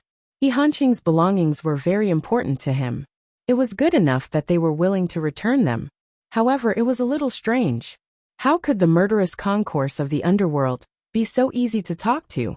They were actually willing to give them to him for free. Yin Yang could not wrap his head around this. No matter how he thought about it, it did not make sense. These fellows were simply trying to help him. Could it be that they had taken a liking to him and cherished him? Just like what that fellow had said? Thinking of this, Yin Yang shuddered and said quickly, "Let's have a pleasant cooperation this time. I'll pay you the rest of the silver taels immediately." "There's no need for the rest as well," First Court King Qingguang said. "After all, we didn't kill He Hanqing in the end.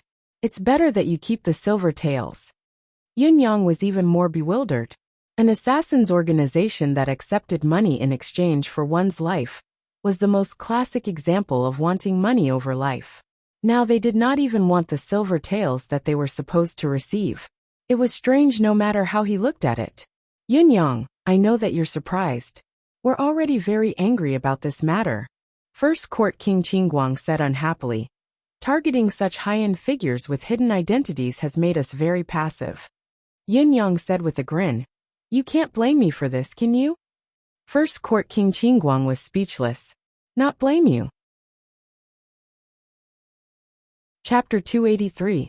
First Court King Qingguang thought so. Other than his outstanding looks, Yin Yang was truly mediocre in every other aspect. He was sly and cunning. First Court King Qingguang would only be at a disadvantage if he were to go against this fellow. Forget it, he was too straightforward.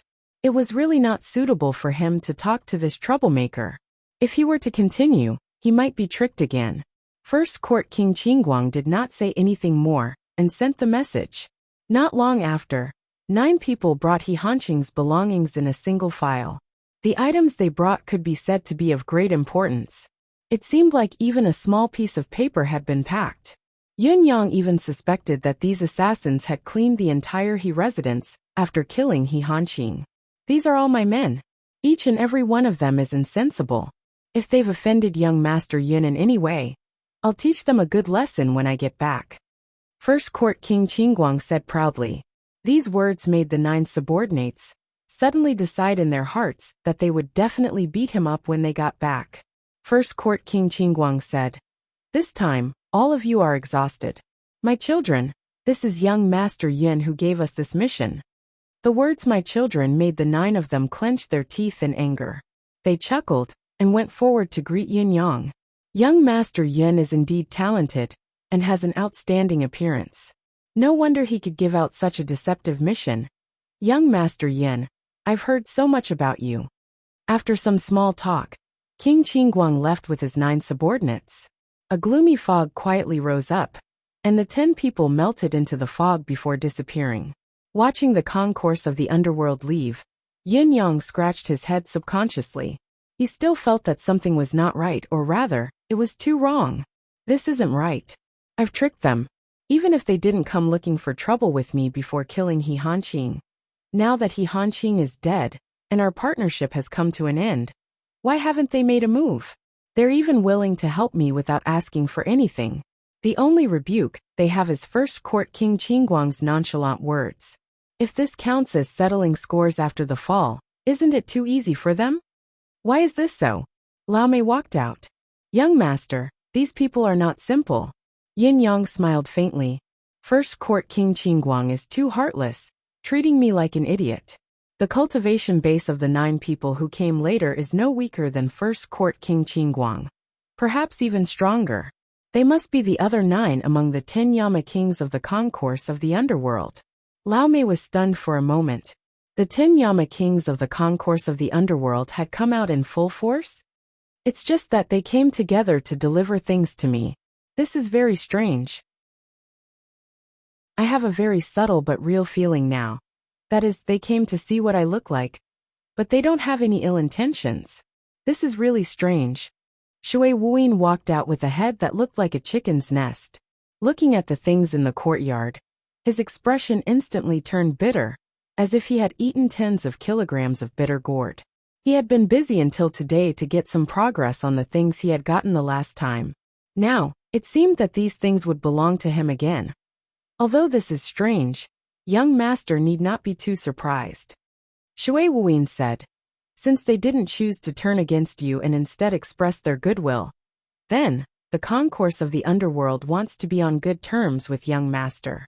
Although they must have their reasons for doing so, we don't have to care about this now. It's all in the future. Young master only needs to observe quietly, and the truth will come to light. Yin Yang mused, you're right. We really don't have the time to consider this now. However, from today onwards, Shui Wuyin was all smiles as he said, young master has gained a powerful helper out of nowhere. The concourse of the underworld killed He Hanqing this time, and didn't turn against us.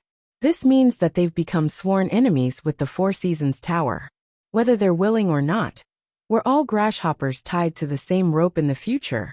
You're the grasshopper. Don't use a metaphor if you don't know how to use one. Yin Yang glared at him. See that? These are all He Hanqing's things. They belong to you now. Go back and tidy them up quickly. See if you can find new clues. Shui Wuyin groaned. I knew it would be like this, however. Yin Yang had already disappeared, leaving behind only one sentence. The few of you, no matter what method you use, whether it's risking your life or whatever, you have to make a breakthrough in your abilities in this period of time. All in all, go to the highest limit that you can reach. The Four Seasons Tower's frenzied revenge will come very soon. In the secret chamber, He Hanqing's head was placed upright on the table. His hair was white, but there seemed to be a lingering trace of fear in his eyes. This Supreme Lord Spring Frost of the Four Seasons Tower, whose name had once shaken the world, had committed many evils throughout his life, killing countless people, and resorting to all kinds of cruel methods. He was a man who had committed countless crimes. Would he still feel fear when he was about to die? Yin Yang looked at him coldly for a while, and began to check the important items that He Hanqing had brought with him when he escaped. These were the only things that held He Hanqing's true secrets. These were the things that He Hanqing truly cared about. The first thing that caught his eye was a jade pendant. This jade pendant was an oceanic blue, like the color of the deep ocean when the sun was at its brightest. It was dreamy and unfathomable. Upon closer inspection, Yin Yang realized that there seemed to be spots of light that were flickering within. Yin Yang could vaguely feel that they were the twinkling stars in the night sky. The edges of the jade pendant were smooth to the touch. It was obvious that He Hanqing had been toying with this jade pendant for a long time. In this world, the colors of jade were mostly yellow, green and white. Crimson and black were relatively rare, while blue jade was even rarer. As for jade that was as blue as this jade pendant, that was glowing with an inexplicable light, it was almost impossible to say that it was unique. Yin Yang had never even heard of it anyway. When he held this jade pendant in his hand, it felt no different from an ordinary jade pendant, but Yin Yang had a strange feeling in his heart. This jade pendant was not simple. It was not simple at all. After a moment of contemplation, Yin Yang tried to pinch it with his hands. Initially, he exerted little force, so it did not budge. Gradually, he applied more force, but it still did not budge. Yin Yang had exerted all of his cultivation base, but there was still no reaction from the jade pendant. Yin Yang was taken aback. With his current strength, even if it was a piece of stellar steel in his hand, even if he could not pinch it flat, he should at least be able to leave an obvious mark. However, this jade pendant was unmoved by his strongest force, as if it did not see it. What was this thing? Yin Yang thought about it, and took out a short sword. He tried to cut it, but it still did not budge. He then switched to the refined steel sword, and infused his cultivation base into it. He slashed with his sword energy, but it still did not budge. In the end, Yin Yang made up his mind, and took out a small hammer, smashing it with all his might. Then it broke. It was the head of the hammer that was broken, but the jade pendant remained in its original state, unscathed. So hard. Yin Yang was truly surprised by what he saw. What was this thing? How could it be so hard? Yin Yang, who did not believe it, took out the divine edge. The divine edge was the sharpest blade Yin Yang had ever seen. It was incomparably sharp. Before this, nothing, or even any cultivation method could withstand a slash from this saber.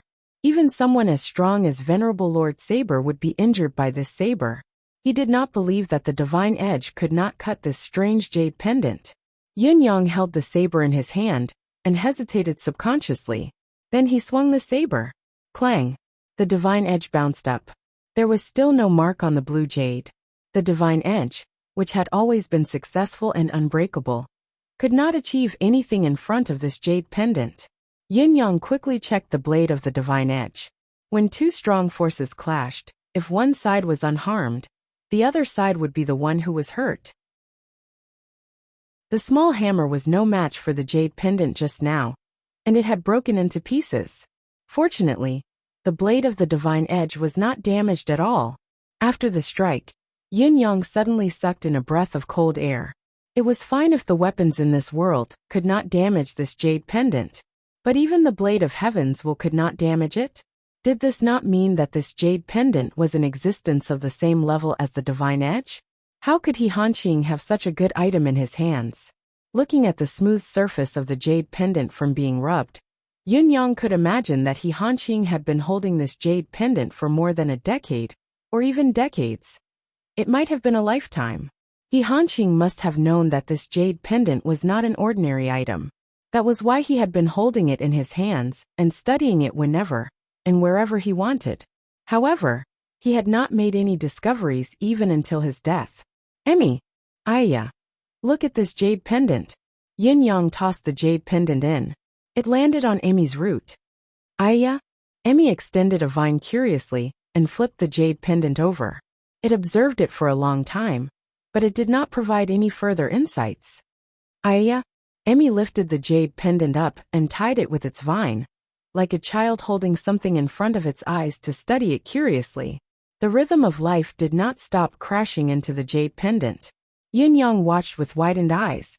This was probably the first time Emmy had not kept a good item that it had obtained. Not only was Yin Yang surprised, but Emmy was as well. This stone was obviously a good item, better than all the others before it. But why couldn't it absorb it? However, what happened next surprised Yin Yang and Emmy even more.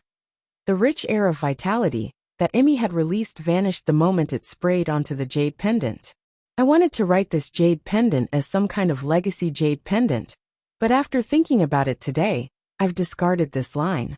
Yin Yang no longer needed any legacy, so he wanted to give this item another origin. Everyone, please help me think about it.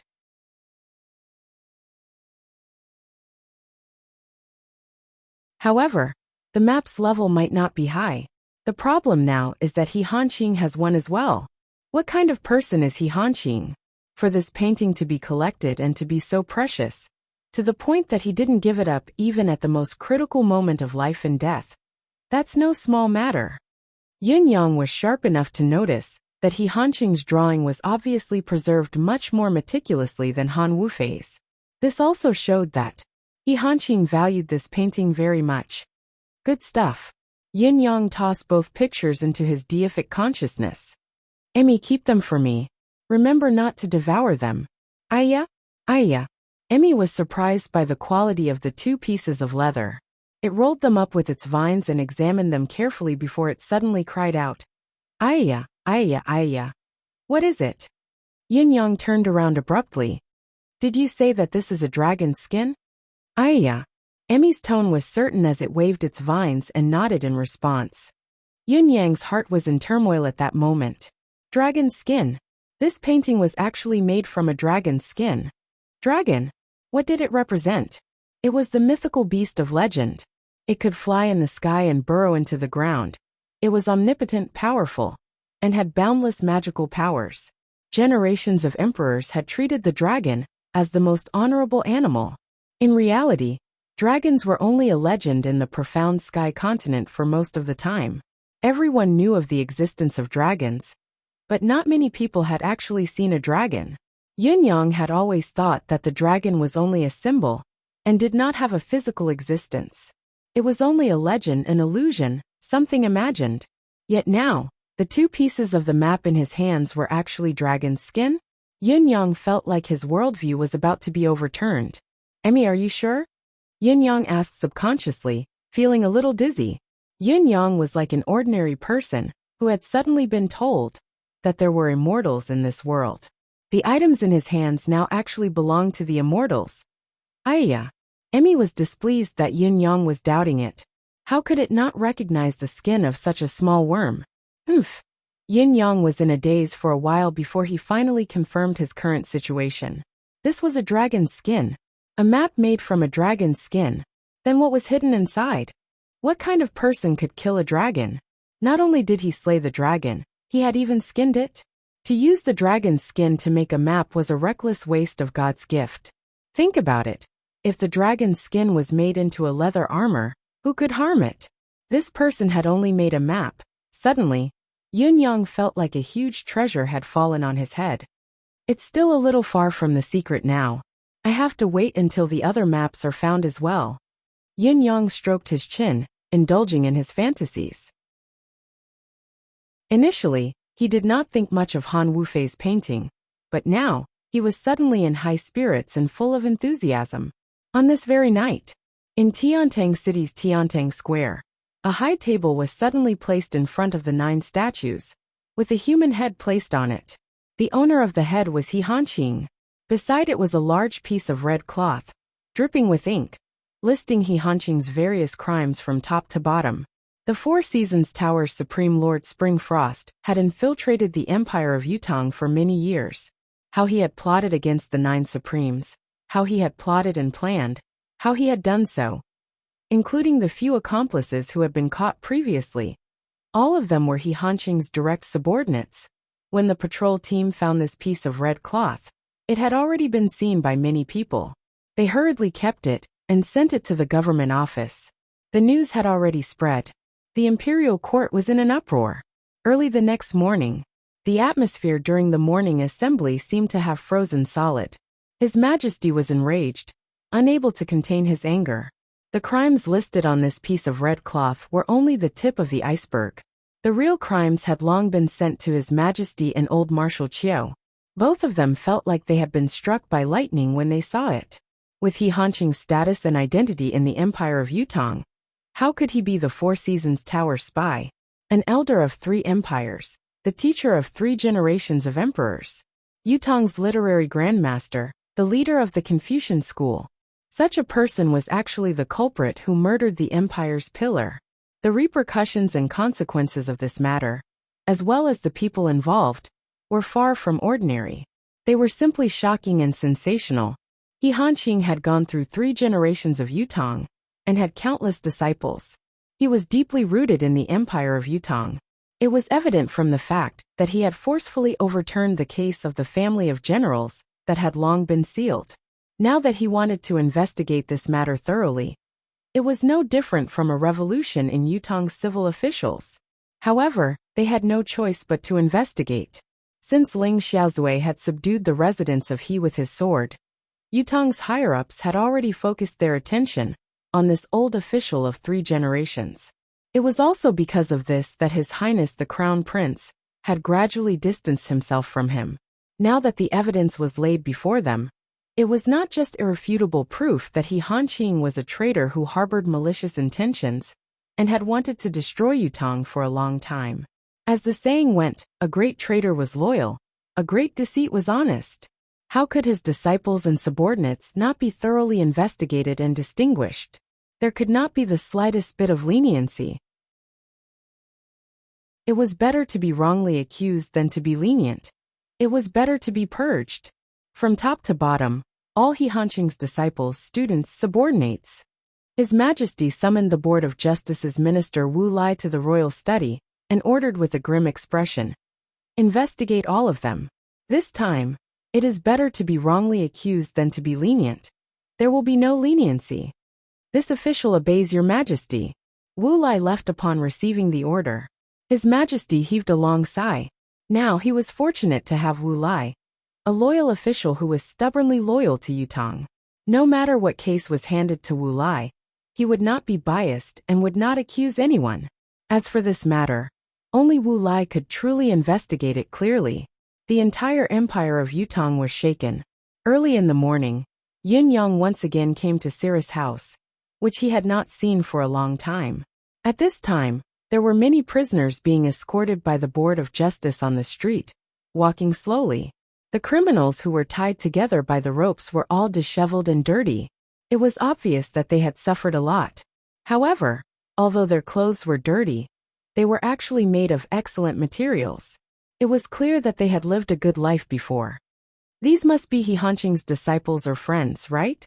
His Majesty the Emperor's actions are swift indeed. Since they are subordinates of a villain, they deserve what they have received. Heaven's justice is clear. Karma is not a pleasant one. Yin Yang thought to himself. Sirris' house. The moment Yin Yang saw Yin Zuyu again, he suddenly realized that something was not right with the person before him. Yin Zuyu's eyes were no longer as clear and bright as they used to be. Instead, they were filled with endless confusion. Her entire being was in a trance, as if she was wandering in a dream. Yin Yang could not help being stunned, and even more shocked, when he saw this anomaly. What was going on? In Yin Yang's impression, Yin Zuyu had never been this dispirited even when she knew of her fifth brother's death, and was at her most dejected. What was wrong with her today? Sister Yu? Yin Yang called out softly, but Yin Zuyu was still in a daze, as if he had not asked. He had no choice but to raise his voice and call, "Sister-in-law." "Ah." Yin Zuyu then snapped out of her daze, but her expression was still haunted. "Sister Yu, what's wrong with you? Did you not rest well?" Yin Yang asked. Yin Zuyu smiled in a daze and said softly, "It's nothing. Young brother, you're such a busy person. You must have something to tell me this time." Yin Zuyu was unwilling to speak. Then what was going on? Chapter 285. Yin Yang thought about it and said, "Sister Yu is right. I do have something to do here. Our side has achieved complete victory in this operation. One of the 4 Supreme Lords of the Four Seasons Tower, Supreme Lord Spring Frost, has been killed by us, but this incident will definitely alert the higher-ups of the Four Seasons Tower. The counterattack that they will launch next will be extremely fierce. We have to be on guard. Although Supreme Lord Spring Frost, He Hanqing, is dead, and even if the Four Seasons Tower has other arrangements in the Empire of Yutong, they'll be useless without a head. However, it's also because of this that they won't be as cautious as they used to be. Once they make a move, they'll be fearless and any tricks can be used." Yin Zuyu understood his meaning and said, "You're trying to say that I'm no longer safe here, aren't you?" "No. I should be saying that I've become a hindrance, a weakness of yours." Yin Yang thought about it and said, "Yes, we're all on the same side. Speak your mind. It's no longer suitable for Sister Yu's Sirris' house to stay here." Yin Zuyu frowned and thought about it, speechless. A few people from the Four Seasons Tower have met with mishaps recently. If we were to investigate the source, it's all related to Sirris' house. No matter what, it's inevitable that the Four Seasons Tower will take action against Sirris' house. Yin Yang said, "Sister Yu needs to make a decision soon. I can arrange a safe place to stay. It's guaranteed to be safe." The so-called safe place to stay was the route of retreat that Yin Yang had long planned. He had planned to let Yin Zuyu go into hiding, but she insisted on waiting for Supreme Flame's return, and would not leave no matter what. However, they had come to a life-and-death juncture. Yin Yang believed that Yin Zuyu would make a choice no matter how reluctant she was. Yin Yang had planned this for a long time, not to mention her identity as a family member of the 9 Supremes. Yin Zuyu's beauty alone would be a hidden danger if she continued to stay here. Yin Zuyu sighed softly. She looked around. Her eyes were filled with familiar things.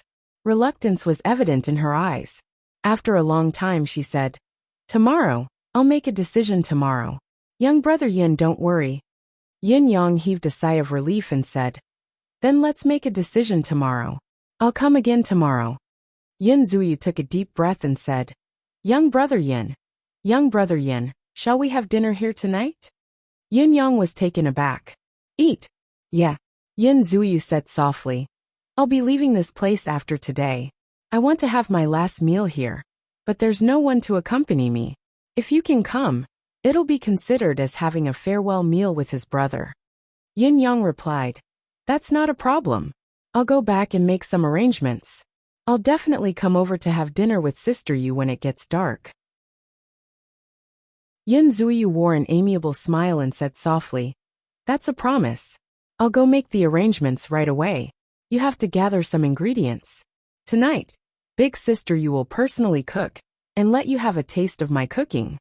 Yin Yang said respectfully, "I look forward to tasting Sister Yu's cooking tonight." Yin Yang returned to the residence of Yin and thought about his visit to the Cirrus house for a long time. It was obvious that Yin Zuyu was not herself today. There was something she was not saying, as if she was hiding something from him. So what was it? Is he being threatened? Or was it something he couldn't say? Or has someone already set their eyes on the Cirrus house? Yin Yang subconsciously imagined the worst. The Four Seasons Tower's past record was too appalling. It was hard to imagine their reach in all aspects unless one had personally experienced it. One could not even imagine when the Four Seasons Tower would make a move. Yin Yang dared not think too optimistically. No matter what, he believed that he would know everything when he attended the banquet at the Cirrus house tonight. Yin Yang even had a hunch that the dinner tonight would be anything but ordinary. However, he was not the least bit afraid. Even if he knew that it was a dangerous place, he had to go tonight. Even if Yin Zuyu really did something disadvantageous to him, due to some unavoidable difficulty, Yin Yang would not blame her. No matter what it is, no matter who it is, as long as it's not at the level of Mr. Nian or Ling Xiaozui, those unpredictable and undefeatable masters, it's not an easy task to capture me or kill me.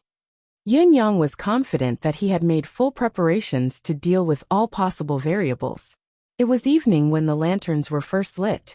Yin Yang arrived at the Cirrus house on time as promised. When he was in the Cirrus house, Yin Yang suddenly realized that the place was empty. As far as he could see, there were only 2 people left in the entire Cirrus house. Yin Zuyu and Qing Shanxue. The rest of the people in the Cirrus house were nowhere to be seen. It could be imagined that Yin Zuyu must have dismissed everyone else during the period of time after Yin Yang had left. After Yin Zuyu and Qing Shanxue brought Yin Yang in, they closed the door of the Cirrus house. Yin Yang followed Yin Zuyu into the hall with a smile. His actions were the same as usual, but his eyes were scanning the surroundings, looking for any trace of difference from the past. Many of the chairs that were usually scattered around the hall had disappeared.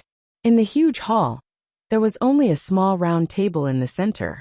Yin Zuyu and Qing Shanxue were dressed in white, with no ornaments on their bodies.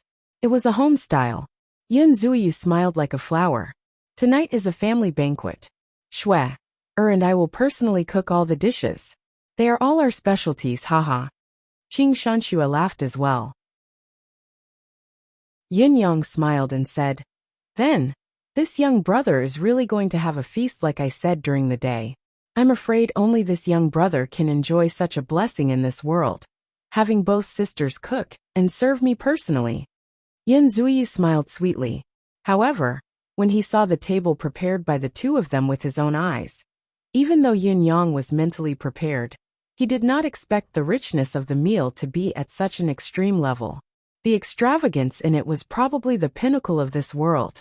Yin Yang believed that even if it was the inner court of the palace, it would be impossible for His Majesty the Emperor to prepare such a table of delicacies in the imperial kitchen. Young brother, as the saying goes, food is the most important thing to the people and porridge comes first. The ingredients of this fragrant fish porridge are jade bamboo rice of the northern region, soul pearl of the southern sea flying spiritual fish, and lingji mushroom of the snow mountain. Try it. The first dish had shocked Yun Yang. Jade bamboo rice of the northern region? Soul pearl of the flying spiritual fish? Lingji mushroom of the snow mountain? It was just an ordinary fragrant fish porridge, but it actually used these three exceptionally precious ingredients. The jade bamboo rice of the northern region was a rare specialty of the northern region. The entire northern region only produced a few dozen caddies of it every year.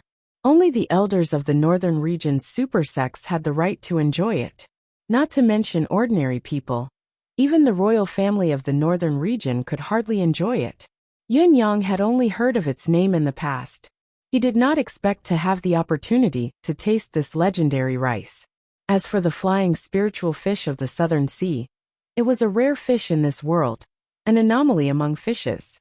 This fish could grow to 1,000 feet in length when it matured, and only the soul of the flying spiritual fish would truly take shape and be sealed in its innate fish pearl.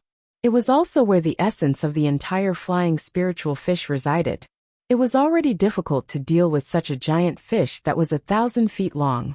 What was even more difficult was that once the fish pearl was broken, not only would the flying spiritual fish perish instantly, its soul would also vanish into thin air.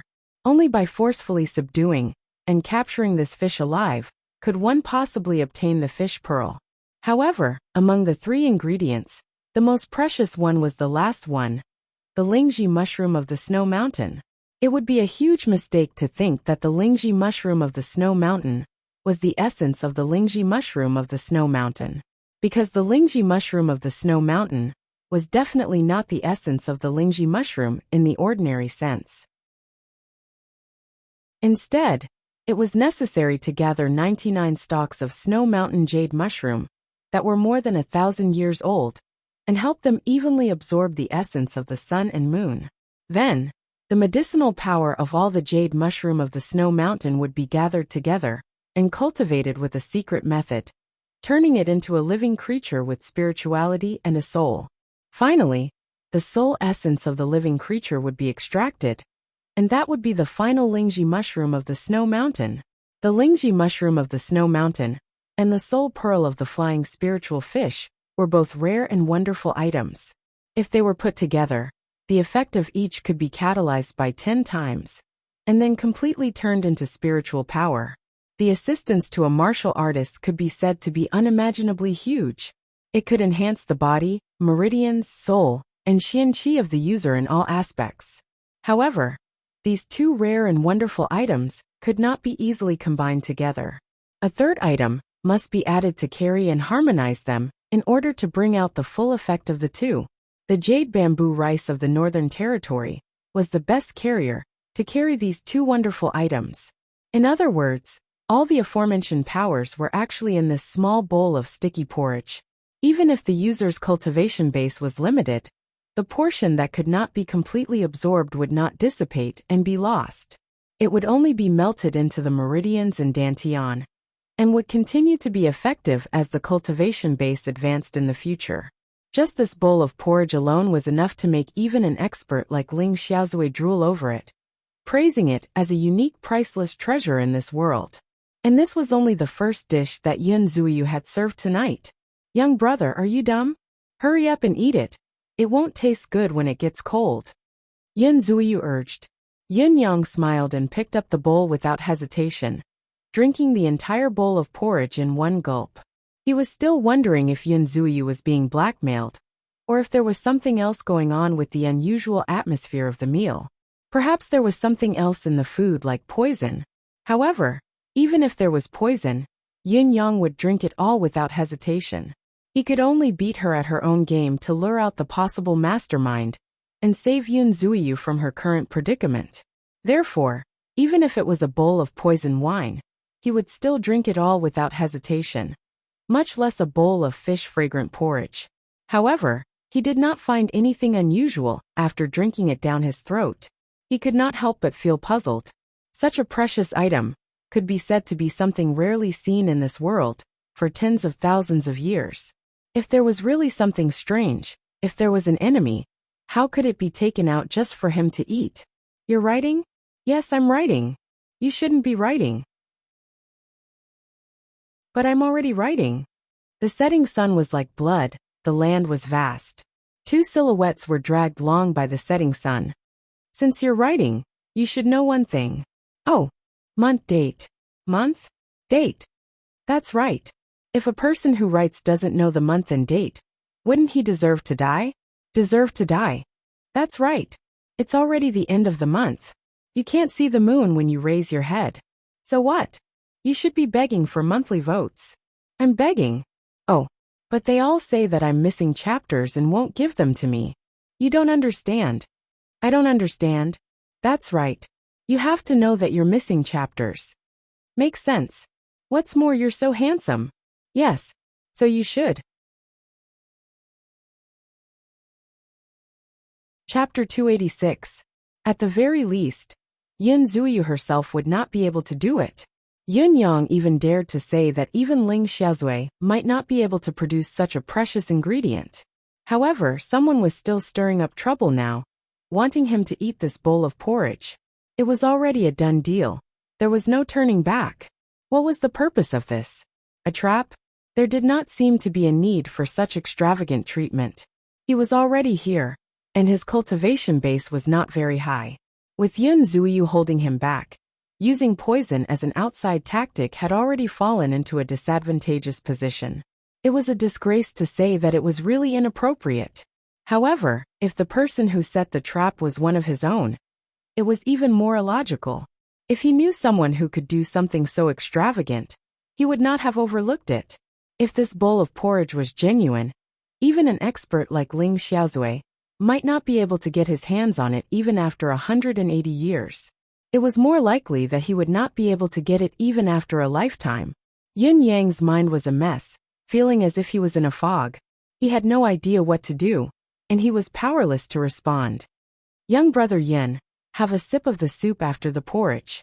This is the brain of the divine clam of the North Sea, brewed with the mystical spiritual pearl. The soup is fresh and spicy, but the portion is a little small. Young brother, you must not dislike it. Dislike it?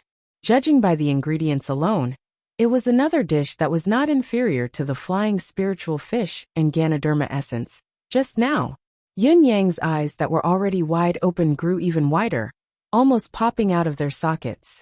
It was another legendary dish. If it was paired with the porridge just now, it could complement each other. 1 + 1 = 3. It's too extravagant, too grand. Yin Yang sighed as he guffawed, gulping it down again. In spite of this, it seemed to be too early to lament about the extravagance and grandeur. The dishes that were served next made Yin Yang feel like he was going to be dumbfounded and in disbelief until the end. This is the heart of the supreme mystical beast, the eastern whitehorn tiger, paired with the 1,000-year-old mystical jade Ganoderma. Young brother, try it. This is made from the internal core and neck flesh of the supreme mystical beast, the western snow python, with some 5,000-year-old blood ginseng pieces. This is a transcendent profound beast, the three-headed serpent of the seabed. That's a transcendent profound beast, the 9 heavens rainbow phoenix. This is transcendental Xian beasts referred to existences that surpass the level of Xian beasts known to the world, surpassing the pinnacle of 9th level Xian beasts. Such an existence only existed in legends. If an ordinary person were to see one, it would be enough for them to brag for half their life, let alone capture it. The 4 eclipse panthers that Yun Yang owned were already the cream of the crop among the known mystical beasts, but they were still stuck at the pinnacle of the 9th level, and had yet to reach the level of supreme mystical beasts. In other words, any one of the ingredients for the dishes on the table was superior to the eclipse panthers in all aspects. Ever since Yin Yang sat down, a total of 18 dishes had been served. The ingredients of each dish were the essence of a supreme mystical beast. The 18 dishes were all served in the form of exquisite small plates. Each of them was extremely delicate and tiny. Obviously, these extremely precious ingredients could only be used to make such a small dish. All of them were laid out on the table, densely packed together. Yin Yang was completely dumbfounded. Even if it was the normal meat of these supreme mystical beasts, with Yin Yang's current cultivation base, it would take him half a day to digest even a small piece the size of a finger. If he consumed it, and used his cultivation to dissipate its power. Everything that yin-yang was eating now was the most essential part of this supreme mystical beast's body. More importantly, they could really be eaten. Among the 18 dishes, there were a few ingredients that were said to be absolutely forbidden to be used by cultivators. Once they came into contact with them, they would suffer a backlash. However, Yun Zuiyu explained them one by one, saying that those that were originally inedible had been cooked with other treasured ingredients and could definitely be eaten now. Not only could they be eaten, they were delicious, and the medicinal effect of the ingredients would not be weakened even after eating them. In fact, it was even strengthened.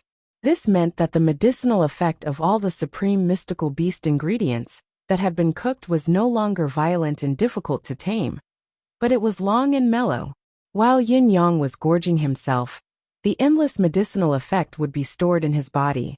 There was no possibility of a sudden explosion or backlash. If everything was as Yun Zuiyu said, this meal would be a great help to Yun-yang's cultivation journey. However, Yin-yang still dared not believe it. Everything else aside, just from the analysis of what Yun Zuiyu had said, the power involved in the 18 dishes was enough to destroy any empire in Tianxian continent 3 times over. There were a total of 18 dishes, the best parts of 18 supreme-grade Xian beasts, and the essence of 24 top-grade heavenly ingredients and earthly treasures. This was not something that could be described with mere extravagance and grandeur. However, the reality forced Yin-yang to believe it. The effect of the food that he had eaten had already begun to take effect, although the effect that Yin-yang could absorb now was not even 1,000th of the current one. However, the rest of the massive energy was not wasted or lost. All of it was quietly dormant in his body.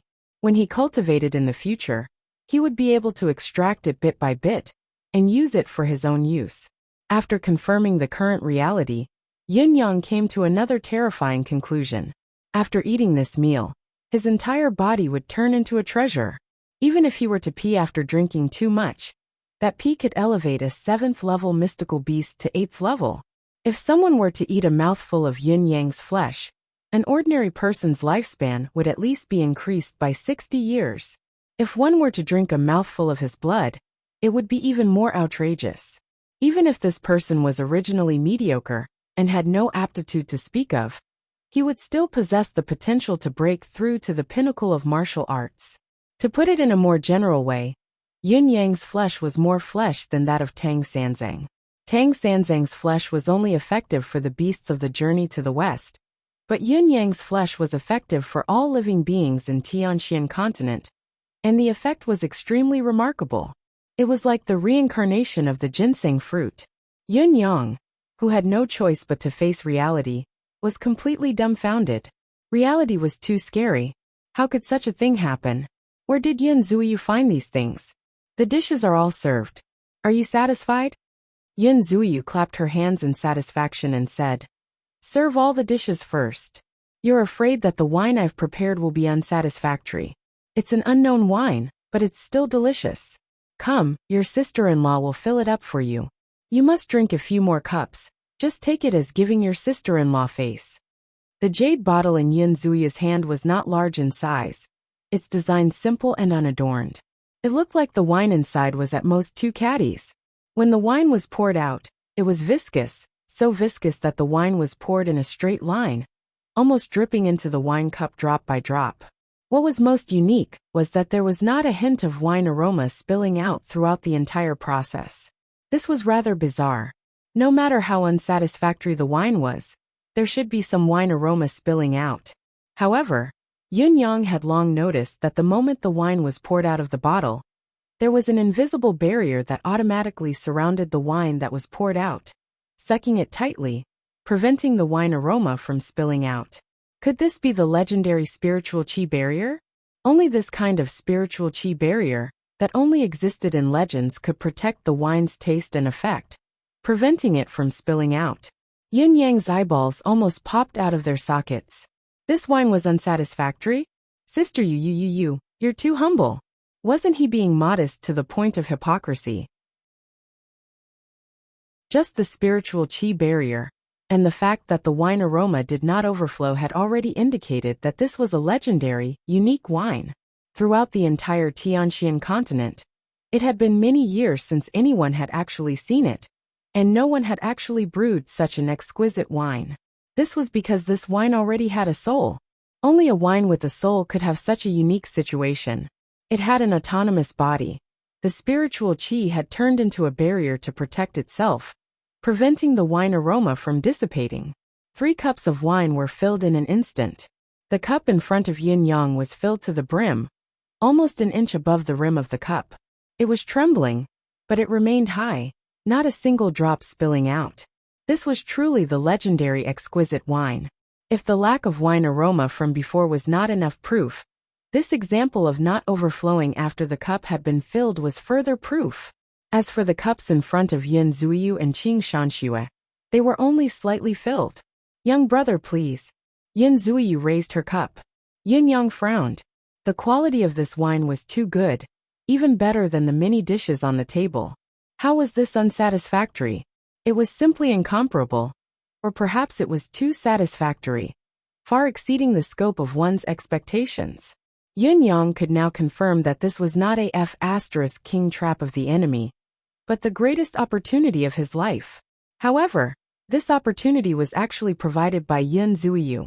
The ups and downs of life, the great joys and sorrows, the coincidences of chance. Could fate be so unpredictable? Although Yin Yang did not understand the whole story, he knew that the more he drank, the less he would have. If he were to let go of such an opportunity, it would be the greatest regret of his life. He deserved to die. Sister Yu and Sister Shui should fill up your cups as well. Yin Yang pressed down on his cup. If the both of you only drink a little, wouldn't I be drinking alone? How can I drink to my heart's content? Yin Zuyu laughed. Young brother, it's not a gentleman's act to force a woman to drink, especially when I'm your sister-in-law. It's even more inappropriate. Although this wine is unsatisfactory, the after-effect is long. Are you sure you want me to drink more? Yin Yang smiled bitterly as he rubbed his nose. He really could not persuade her anymore. What kind of person would he be if he did? However, his intention was not to force the both of you to drink. It's because this is truly a good thing. It would be a pity to miss it. What a pity. I still have more of this wine here. Yin Zuyu smiled sweetly, revealing an even more shocking reality.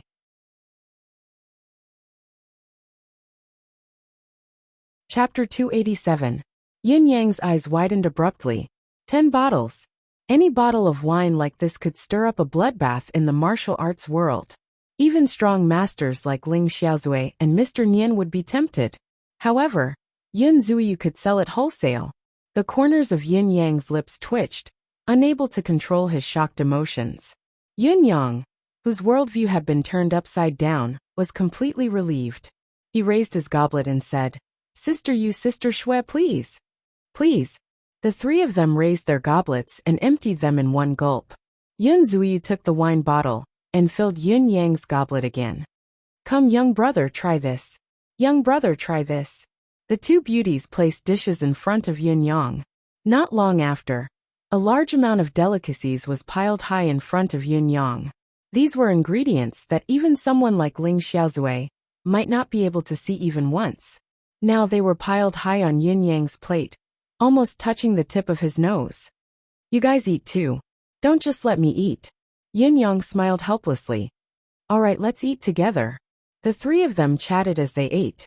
Yin Zuyu talked about her past, which was a rare occurrence, from when she was young to now. Qing Shanxue, on the other hand, began to talk about her experience in music theory.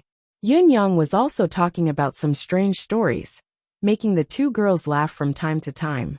In short, the atmosphere was extremely harmonious. Yin Yang could clearly feel that with each mouthful of these dishes, his foundation grew stronger. This feeling of strengthening persisted for a long time, as if it was a boundless ocean that had no end. Ayya. In the deific consciousness space, Emmy was already extremely delighted. How could mere dancing for joy be able to describe his current feelings of joy? He was directly flustered, and at a loss for what to do. He was so overjoyed that he didn't even know who he was. Such a massive amount of energy was eaten into Yin Yang's stomach. Of course, Emmy absorbed it secretly. It could not help itself. There was so much good stuff. In the beginning, Emmy was still absorbing it sneakily, bit by bit, afraid of being discovered by Yin Yang. However, as the medicinal energy that entered Yin Yang's body grew stronger, Emmy began to absorb it with all its might. It was wonderful. So delicious. How blissful. Even if he would be scolded and punished by Yin Yang, he had to eat his fill. After all, there was no telling how long it would take Yin Yang to absorb such a massive amount of medicinal power. It was more important for him to do his best to help Yin Yang digest it. However, no matter how hard Emmy tried, no matter how much it swallowed, the tide-like energy continued to surge into his deific consciousness space. It could not be reduced no matter how much it was consumed. Furthermore, the energy in Yin Yang's body did not decrease at all.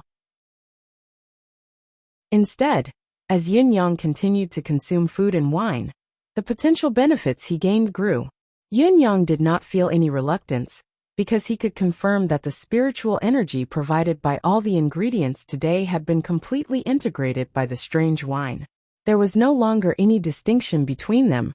They had all become part of Yin Yang's body. This wine was actually the final catalyst, fusion agent.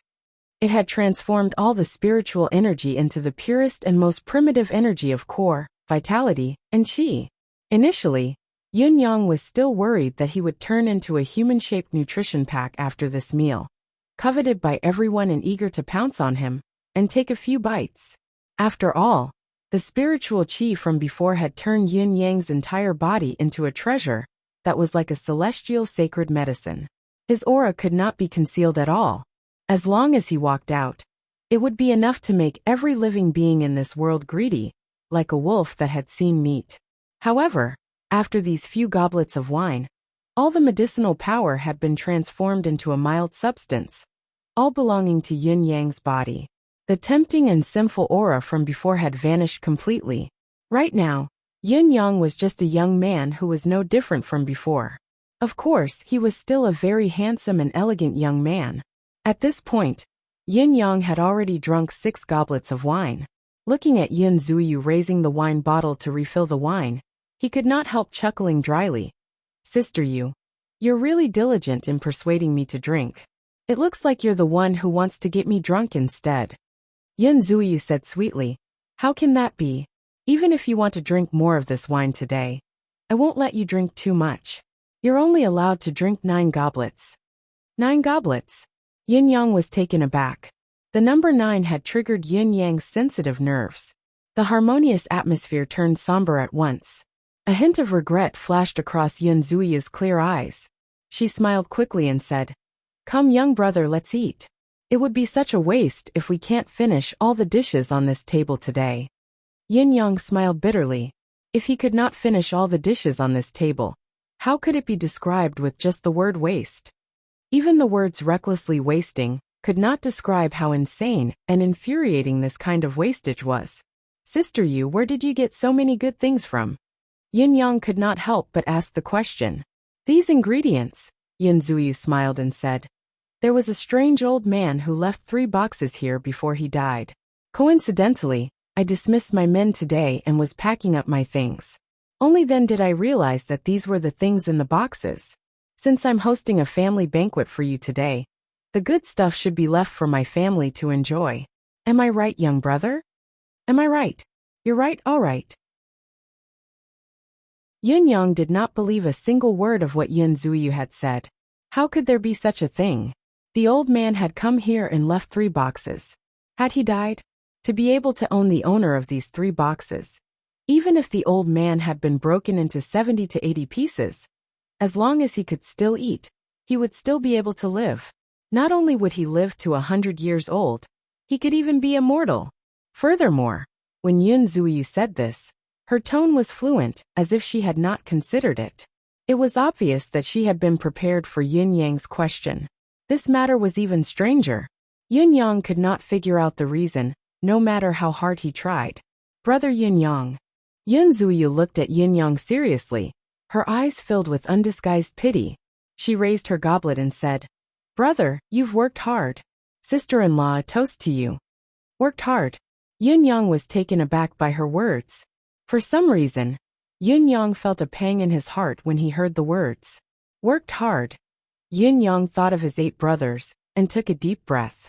He smiled and said, "Thank you, sister-in-law. Cheers."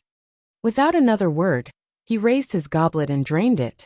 Yun Zuyu drank the wine in her goblet slowly, and filled Yun Yang's goblet, while she filled the bottom of her own goblet. Hesitating for a long time, she said slowly, "Brother in the future." After saying these words, she suddenly stopped. Her expression was unprecedentedly complicated. After thinking for a while, she said, "You are alone, without anyone to rely on, and the whole world is your enemy. You must take care of yourself in the future." Yin Yang sighed emotionally. Where righteousness is, where the heart is at peace, there's no need to be enemies with the whole world. So what if the whole world is my enemy? At this moment, his eyes were calm and composed. It was a kind of firm and unswerving determination. Facing Yin Yang's determined gaze, Yun Zuyu felt a pang in her heart. How could she not know what Yin Yang was thinking? To avenge his brothers. No matter how bitter. No matter how tired. No matter how bitter. No matter how painful. No matter how difficult. No matter how difficult. I, Yin Yang, will gladly endure it. No one will walk with me on this path. But I will continue on. Until the day when the grudge is truly settled, or the day when I can no longer walk. Young brother Yin, I am grateful for your care during this period of time. Yin Zuyu raised her goblet with a smile. I propose a toast to you. Don't say that, sister-in-law. Yin Yang said sincerely. 5th brother's family is my family. We are a family. He smiled faintly and said, I'm only afraid that I didn't take good care of you. Yun Zuyu felt a pang in her heart. She could not help but take a deep breath. Young brother. He was shouldering too much. Her eyes reddened and the tip of her nose stung, almost tearing up. However, she held it back immediately, and raised her goblet with a smile, clinking it with yin yang and draining it. You must take care of yourself, Yun Zuyu murmured in her heart. Yun Zuyu and Qing Shanxue ate a few mouthfuls of food, and both of them stroked their stomachs. They were full, they did not want to eat any more. Obviously, the few mouthfuls of food were already the limit of their endurance. If it were not for the suppression of the exquisite wine, both of them would have followed Yin Yang's footsteps and become human-shaped nutrition packs, the best of the best. Yun Zuyu was still urging Yin Yang to finish all the dishes on the table. Although the 18 dishes were exquisite, and the portion of each dish was extremely small, Yin Yang's tummy was almost protruding out after eating all of them. After all, the legend of Yin Yang's gluttony had long passed. Even if the gluttony was still there, a single mouthful of the delicacies today would be enough to satiate his insatiable appetite. Indeed, times had changed and the world was unpredictable. After drinking 9 goblets of wine, Yun Zuyu did not pour any more. However, Yun Zuyu still refused to answer all of Yin Yang's questions. This made Yin Yang feel like there was a huge mystery in his heart. Tomorrow afternoon, I'll come and fetch sister-in-law to move. I didn't know that sister-in-law's cooking is so delicious. I'll have to disturb sister-in-law from time to time when I'm free in the future, Yin Yang said. Very well. Yun Zuyu looked at Yin Yang deeply.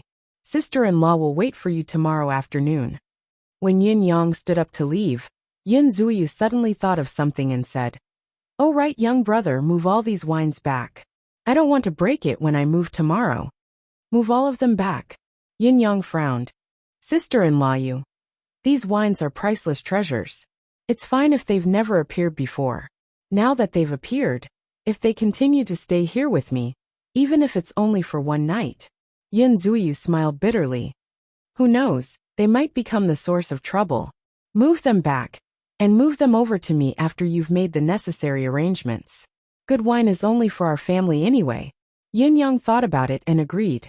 In Yin Yang's opinion, there was actually no need to be so careful, if it was only for one night. However, since Yun Zuyu had said so, there was indeed such a hidden danger. If Yin Yang did not move, it would seem like he did not care about Yun Zuyu and Yin Yang's safety. As for the secret of these dishes, it was fine if Yun Zuyu did not want to talk about it. There was still plenty of time in the future anyway. He believed that Yun Zuyu would tell him one day. Even if she did not say it, it was fine. Just like what Yun Zuyu had said, they were family. It was not a bad thing for family to have their own little secrets. To be able to obtain such an outcome today had far exceeded Yun Yang's initial expectations. No, it should be said that it was too good, too outrageous. After all, the more mysterious or even powerful Yun Zuyu was, the happier Yun Yang would be. Yun Yang carried the wine out of Cirrus' house. Yun Zuyu heaved a soft sigh of relief, as if she had let go of all her worries. Residents of Yun. Wuyin, how's the arrangement of the place? It's done. How's the secrecy? What I want is absolute safety. Don't worry, boss. No one will be able to find out about that place. I have 100% confidence in this. That's great. When you help them move tomorrow, still be careful of safety. Don't leave any traces behind. It's all been arranged. The decoy team has been arranged as well. There are more than a dozen of them. For safety's sake, Fang Mafei and Lao Mei will hide in the dark and keep an eye on all suspicious people. No mistakes are allowed in this matter. It's better to kill the wrong person than to let them go. Yes. Yun Yang came to Bai Ishua's room again. Brother Bai, I need your help tomorrow. I haven't recovered from my previous injuries yet. Also, I'm very resistant to your requests. Each time you ask for help, I have to face one or more powerful enemies that I can't handle. I'm not sick. I don't want to torture myself. Bai Ishua protested, rolling his eyes. Tomorrow's matter is very important. Yun Yang said seriously. As long as tomorrow's matter is settled, everything that happened between us will be written off. From then on, you can go wherever you like. Bai Ishua pondered for a moment.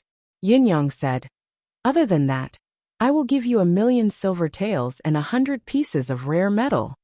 Alright, deal. Even if I have to face another tough opponent, I'll accept it. I don't think so. Hide in the dark tomorrow. Bai Ishua's eyes widened. You're willing to pay such a huge price for such a small matter? Are you crazy?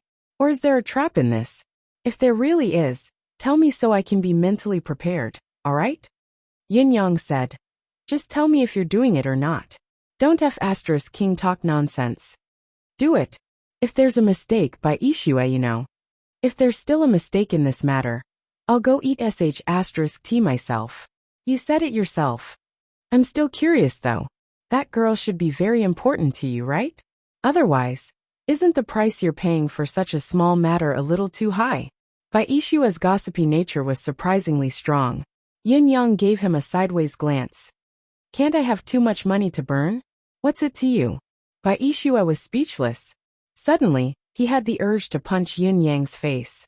Do you know that you're asking for a beating by saying such things in front of me? A person who's borrowed money from you? Do you really think I don't dare to *CK you up? Alright, I really don't dare. That night, silence reigned. Suddenly boom. A sudden explosion jolted all the sleepers in Tiantang City awake from their dreams. Countless people's ears were temporarily deafened by the explosion. Their ears buzzed, their heads spun, and they were stunned for a long time. Many people who were closer to the source of the explosion were jolted off their beds and fell to the ground, disoriented. Residents of Yun Yang, who had been meditating with his legs crossed, trying his best to digest the medicinal effect that he had just received, was jolted up by the sudden explosion. His eyes opened immediately. The next moment, Yin Yang was in the yard with a swoosh. What happened? Or did it explode? Yin Yang asked anxiously, his usually calm face now pale. At this moment, Yin Yang had an ominous feeling lingering in his heart. I don't know. Fang Mafei Lao Mei and Bai Ishua felt a buzzing in their heads. Both their minds and hearts were muddled. As they cultivated to calm the negative feelings, they said in a low voice, the source of the explosion seems to come from the center of Tiantang City. Before he could finish his words, Yin Yang had already sprinted away. His speed was even faster than lightning. Ah! Yin Yang let out a long howl that sounded like his heart was being torn apart. He could only feel an endless, borderless emptiness in his mind. In front of him, there was only a huge pit and a wasteland. The building that should have been here was the Cirrus house. It was where the Cirrus house was. The Cirrus house was gone. It had completely and utterly vanished from this world. All that was left was a ground of debris, a scene of devastation. Yun-yang fell to the ground. His eyes were filled with despair as he stared at the wasteland in front of him. For a moment he was grief-stricken. He had thought that he would never experience the heart-wrenching pain of losing his 8 brothers again. Unexpectedly, he was experiencing it once more now, even more intensely and unforgettably. The last time, he had been powerless and trapped together. He could not save them even if he wanted to. But this time, right now, how could it be like this? Where was the Cirrus house? It was gone. Thoroughly and completely gone. Disappeared without a trace. The biggest debris was only the size of a human head. If there was someone inside, one could only imagine the fate of that person. His gaze focused on the huge pit in front of him. Yin-Yang's mind was blank. At this moment his expression was horrifying, his eyes almost bursting. The surroundings of the Cirrus house were already filled with people who had come here for curiosity. Everyone was looking at the wasteland with a horrified gaze. Of course, they were also looking at Yun-Yang, who was amidst the wasteland. Yun-Yang's current state was the most unusual one there was. However, Yun-Yang was no longer bothered by it. He did not care about his loss of composure and the consequences it might cause. He recalled what Shui Wuyin had said earlier. "I've planted enough explosives under this house to blow up a lake." Shui Wuyin had said it as if it was true, and his tone was sincere, as if he had really set it up. If Yin-Yang had not made up his mind, and had his cloud manifestation to see through the truth, he might have believed it. Thinking back on it, however, to plant enough explosives under a house to blow up a lake. How many explosives would that have to be planted? This sentence was simply a threat that could not be realized. I'll be damned if I really believed it. But now it had actually come true. It had only been one night, yet such a heavy amount of explosives had been planted under the Cirrus house. Enough to flatten the entire place and blow up a huge pit? Or perhaps it was not explosives. But what kind of expert would be able to do such a thing?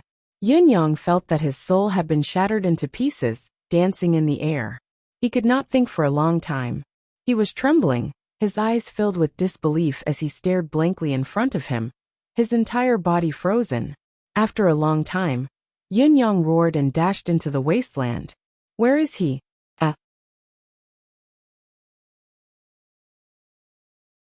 Chapter 288. With a loud bang, smoke and dust billowed everywhere. Yin-Yang was completely engulfed in the dust. Using his hands, feet, mystical qi, he lifted up everything in the ruins aimlessly to examine them. He found pieces of flesh and blood, as well as torn pieces of clothing. It was not easy to find these things in the aftermath of such a violent explosion. In spite of this, Yun-Yang refused to stop, continuing to search for his movements. Fortunately, after a while, his mind slowly regained some of its consciousness. He had been to Cirrus house many times. He could find the location and orientation of each house, each piece of wood, and each facility with his eyes closed. Following the idea in his mind, he quickly locked onto the original location of Cirrus house's door. Then, he retreated and stood there quietly for a while with his eyes closed. Then he strode into the room. With a swoosh, the gravel around the door was cleared away by him. He walked forward confidently, looking around, as if he had come to the grand hall of Cirrus house. When he first entered, he instinctively scanned his surroundings to see if there was anything out of the ordinary. After a momentary pause, he walked further in. Following Yin-Yang's movement, gravel was continuously cleared away along the way. Dust filled the air, obscuring his vision. However, even such a harsh environment did not hinder Yin-Yang's movement at all. This is where we drank last night. However, Yin and Yang have been separated, but it's no longer the same. The ache in Yin-Yang's heart intensified. Yesterday, Yun Zuyu and Qing Shanxue were still sitting here, drinking with him with smiles on their faces, but today, he shook his head and cleared away the rubbish in front of him once again. With a glimmer of hope, he walked further in. The location of a private room. The location of a piano hall. This was a bedroom. He searched from room to room. Finally, at the place where the kitchen should be, he saw a dark brown object. Blood? Yin Yang's eyes flashed with an insuppressible murderous intent. He searched like a madman, but found nothing. Finally, when Yin Yang had found the original location of the underground storehouse, he stood rooted to the spot after carefully cleaning up and inspecting all the debris and rubbish that littered the place. This was where Yin Yang found the most bloodstains. This was the place where the bloodstains were the most concentrated in the entire Cirrus house. As far as the eye could see, there were pieces of flesh and blood everywhere, practically covering the ground. None of the pieces of flesh and bones were larger than the size of a finger. In addition, there were countless pieces of clothing, pieces of white clothing. However, at this moment, the blood-stained pieces of white clothes were even more ghastly to look at. Sniffing it carefully, there was still a faint fragrance of cosmetics lingering on the debris. It was similar to the smell on Yun Zuyu and Qing Shanxue in Yin Yang's memory. Yin Yang also found many long, silky strands of hair in the ruins, mixed in with the rubble and trash, messy and messy. In a corner, there was still half a foundation left. There was a patch of scarlet blood stains, as well as a messy hair that had half a skull attached to it. Yin Yang felt like he had been struck by lightning. That tiny sliver of hope in his heart was completely shattered. His body swayed as if he would fall at any moment. A hand supported him from behind as Feng Mafei purposely lowered his voice. "Young master, be careful." It was as if Yin Yang had not heard him. Although it was close at hand, Yin Yang could clearly feel that Feng Mafei's voice seemed to come from the clouds beyond the heavens. It was ethereal and illusory. It seemed to be real at the same time, illusory at the same time. He turned to look at his surroundings in a daze and suddenly coughed, blood trickling down the corner of his mouth. Yin Zuyu's gentle voice echoed in his mind. "Young brother, you've worked hard. Young brother, eat more. Young brother, try this." That gentle gaze seemed to be moving before his eyes. Before they parted, that concerned gaze and that gentle voice said, "Young brother, you have to take good care of yourself in the future." Her voice and smile were still before his eyes, but Yin Yang felt waves of pain in his heart. At this moment, a glimmer of light appeared in the ruins. Yin Yang rushed over impatiently and threw himself onto the ground, digging with both hands to dig out the light. It was like he was holding his last hope in his hands. It was a piece of jade. Although it was only a piece of jade, it was still warm and bright. Yin Yang could not help but think of a pair of hands. Yin Zuyu's hands. A pair of bracelets adorned her fair wrists. It was emerald green. This light was a piece of broken jade. The outer edge was round and curved. This was obviously a fragment of the jade bracelet. Yin Yang stared at it in a daze. Suddenly he saw stars. His heart felt like it was being clenched tightly. For a moment, he was dizzy and lost his clarity of mind. With a cry, Yin Yang spat out a mouthful of blood and fell backward. "Young master!" Feng Mafei cried out in shock, and caught Yin Yang's falling body in his arms. When Yin Yang woke up again, he had already returned to the residence of Yin. He stared at the roof in a daze, his eyes glazed over, ignoring everything that was in front of him. In his mind, there were images rotating back and forth. Yin Zuyu and Qing Shanxue's faces and voices flashed before his eyes, one after the other. "Young brother! Brother! Can't I call you sister-in-law? Young brother, you have to take care." Yin Yang closed his eyes slowly, tears spilling out silently. Fifth brother's lover, this pitiful woman. He had not protected her well after all. Such a peerless beauty, a beauty that could topple a nation, had perished in front of his eyes, turning into ashes. Yin Yang thought of the meal from last night, of Yin Zuyu's words, of Yin Zuyu's strange expressions yesterday. Could it be that she had already sensed something? Every word from last night sounded like a normal, everyday conversation, but upon careful consideration, each word was filled with a deeper meaning. Each word was filled with the taste of parting. Not only was it a temporary separation at this moment, it was more like they would never see each other again in this lifetime. He gritted his teeth, but the throbbing pain in his heart could not be contained. If I had taken Sister Yu away last night without a care in the world, none of this would have happened today. Thinking of this, the regret in Yin Yang's heart was almost boiling. I'm so stupid. Such an obvious abnormality. The dishes that were served last night are a huge point of suspicion. Yun Yang had a sliver of hope in his heart. Maybe Sister Yu is not dead yet. However, thinking of the hair in the cellar, the scattered flesh and blood, the tattered white clothes, the shattered jade bangle, the faintly familiar fragrance, all of these had shattered Yun Yang's fantasy mercilessly time and time again. All of you deserve to die. Yun Yang suddenly sprung up, his eyes bloodshot. After spitting out another mouthful of blood, he roared and turned into a gust of wind, vanishing from the residence of Yun. Young master, Feng Mafei, and Lao Mei were shocked to see this and quickly chased after him out of the door. However, there was no trace of the wind outside. Yun Yang, who had fallen into an unprecedented state of rage, was running at top speed. There was only a piercingly cold, murderous intent in his heart. He only wanted to kill.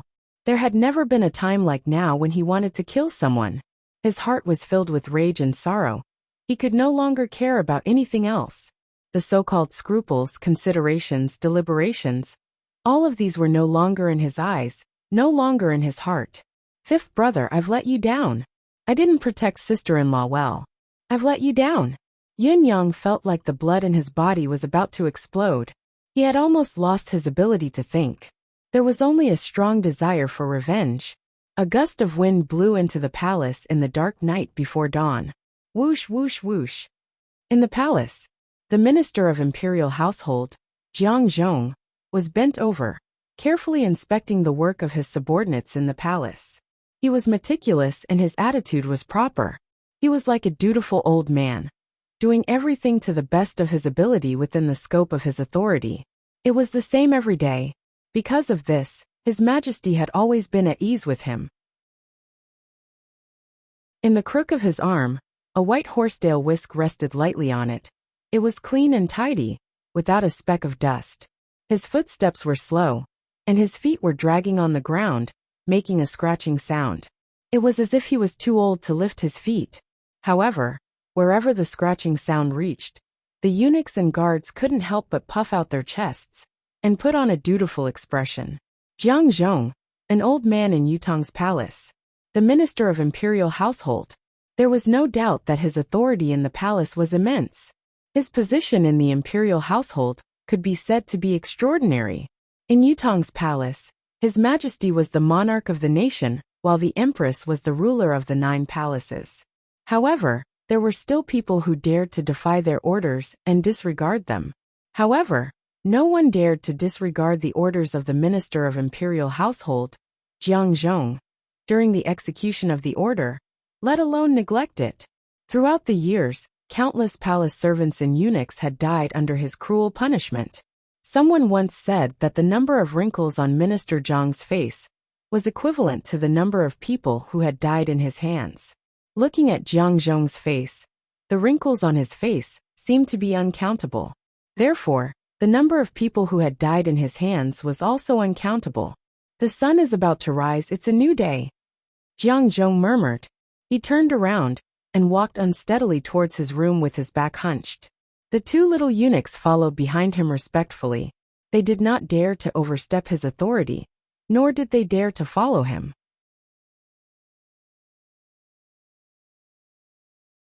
Chapter 289. Everyone knew that Steward Jiang had the habit of not sleeping at night.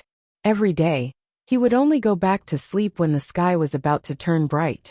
The night was the time for people to rest, and it was also during this period of darkness that people's alertness was at its lowest.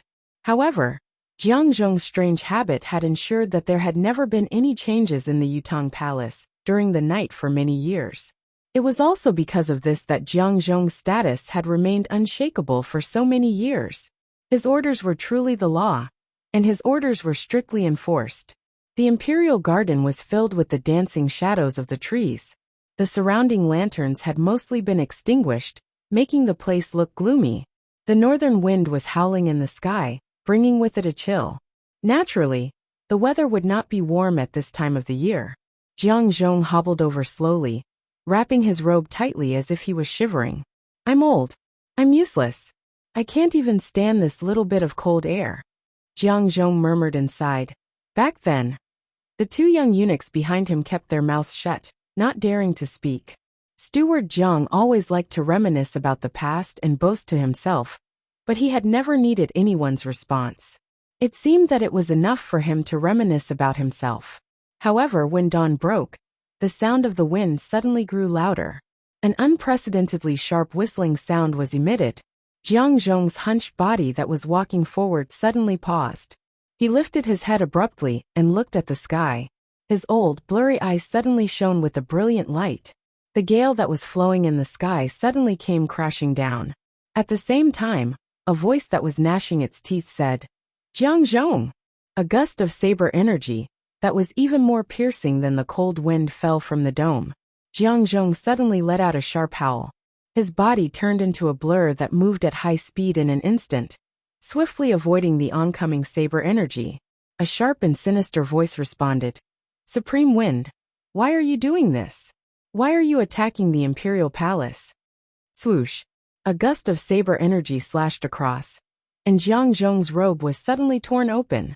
Blood dripped. Jiang Zhong let out a shrill howl. His body suddenly shook and split into dozens of human figures, shuttling back and forth in the air. Although he was clearly the only one moving, the dozens of figures in the field all showed high-speed trajectories, and then gave rise to countless afterimages. In an instant, wherever the figures went, it was as if there were thousands of horses galloping in a group. The wind was still howling, and the green whirlwind in the sky was like a raging dragon that could overturn rivers and seas. It was full of a violent aura, and its killing intent was boundless. Jiang Zhong seemed to be trying his best to dodge the attacks, but in fact, only the first strike was too sudden and unexpected, causing him to be injured. Following that, under Supreme Wind's intensive attacks that were like a thunderstorm, he was safe and sound without a scratch. Even though his clones were crushed one by the saber light, he was moving at an even faster speed, creating even more illusory clones. "Lord Supreme Wind!" Jiang Zhong howled as he dodged. "Why? What are you trying to do?" The sound of the wind was getting more and more violent, and its momentum was getting more and more ferocious. However, there was no response to Jiang Zhong's question. Streaks of saber radiance struck down from the night sky like thunderbolts and lightning amidst the howling wind. This extremely sharp and dense murderous aura caused everyone in the Imperial Palace to feel a chill run down their spines. Supreme Wind's anger was extremely obvious. It had reached an unimaginable level. In the inner court of the palace, countless Imperial guards swarmed over. However, when they saw that the one who was attacking Jiang Zhong was actually Supreme Wind of the Nine Supremes, all of them turned pale with fright. No one dared to act recklessly. However, a question arose in everyone's mind. What was going on? During the public trial of Yang Buotao's case, the name of the Nine Supremes had reappeared in the world and greatly boosted Yutong's low morale. This time, Supreme Wind of the Nine Supremes had abruptly arrived, and his target was the people in the palace. The reason for this made one's imagination run wild. Could it be that the palace had also been infiltrated by Yutong's enemy, and the current target was Yutong's majordomo of the Imperial Palace? Jiang Zhong, a person of such high status and power, was actually Yutong's enemy? The lantern flickered as His Majesty came from afar with many guards. How could His Majesty still be able to sleep after such a huge commotion? Especially when he heard that it was related to the Nine Supremes' Supreme Wind's actions. He naturally put on his robe at once and rushed to the scene of the incident. Along the way, he was still buttoning his cotton robe. His footsteps hurried and his face was filled with urgency. Is it really Supreme Wind? There was no need to ask this question anymore, no need to confirm it. His Majesty had already seen the shadow that was circling and whistling in the air. There was also the saber light that kept striking down like a thunderbolt. The aura of extreme rage, the murderous intent of extreme brutality. Everything that was seen before him was extreme and irreversible. His Majesty was overwhelmed with shock as he saw the situation. Previously, when the Nine Heavens dictum was eradicating spies, His Majesty had always wanted to help, but he had never been able to. Most importantly, the Nine Heavens dictum had never caused a ruckus in the palace. Now they were fighting in the palace so brazenly and it was Supreme Wind himself who was the target. This was something that would never have happened in the past. Thinking about it, His Majesty's face suddenly turned pale. Jiang Zhong. This time, the target of Supreme Wind's attack was actually the major domo of the imperial palace. The old man who had almost watched him grow up? How could it be him? How could it be him? Compared to Jiang Zhong, even He Hanqing, the teacher of 3 generations of emperors, and an old official of several dynasties, seemed insignificant. This old man who had accompanied His Majesty for his entire life was actually a spy as well? An imposter? What could be more horrifying than this? The murderous intent that Supreme Wind displayed now could be said to have permeated heaven and earth. His raging emotions had infected everyone present. Such rage and such an attitude pointed to this point. Could it be? As Jiang Zhong dodged the attack, he cried out in grief, "Lord Supreme Wind, what is going on?" Jiang Zhong felt aggrieved by everything that had happened. He had a cultivation base of the 9th peak pinnacle, a top-notch expert, who was only a step away from 10th perfection. With his cultivation base, as long as he was not up against those so-called super experts who had reached the heaven realm, he had the confidence to stay alive or even win. However, it was only today that he could not even retaliate when facing Supreme Wind. He could only dodge. Although the real cultivation base of the person before him was not very high, perhaps not even at the 8th peak, he dared not make any reckless moves. This was because the person before him was Supreme Wind, one of the 9 Supremes. If he dared to retaliate, he would be charged with treason immediately, and would never be able to clear his name. Did he not see that the imperial guards around him were densely packed, but none of them made a move? It should be known that these imperial guards were usually submissive and obedient to him, and no one dared to disobey him. But now, they were all staring at him with vigilance and suspicion, and a faint murderous intent could be seen everywhere. Obviously, in these people's hearts, those who Supreme Wind dealt with must be guilty of the most heinous crimes. Since you Jiang Zhong were being targeted by Supreme Wind, there must be a reason. If Supreme Wind wanted you dead, then you must die. There was no need for evidence, no need for a trial, it was just like that. Did you not see that even His Majesty the Emperor was only watching from afar when he arrived? He did not have the intention to order them to stop, or ask for an explanation. There was not even a chance to ask for the reason. It was at this moment that Jiang Zhong finally realized the influence of the 9 Supremes in this country. Their words and actions were even more effective than an imperial edict. Even though he did not retaliate, it did not mean that Yin Yang would be merciful. The other party's murderous intent was overflowing, his heart filled with grief and resentment. He attacked with all his might, wanting to kill the person before him completely, crushing his bones and obliterating his soul.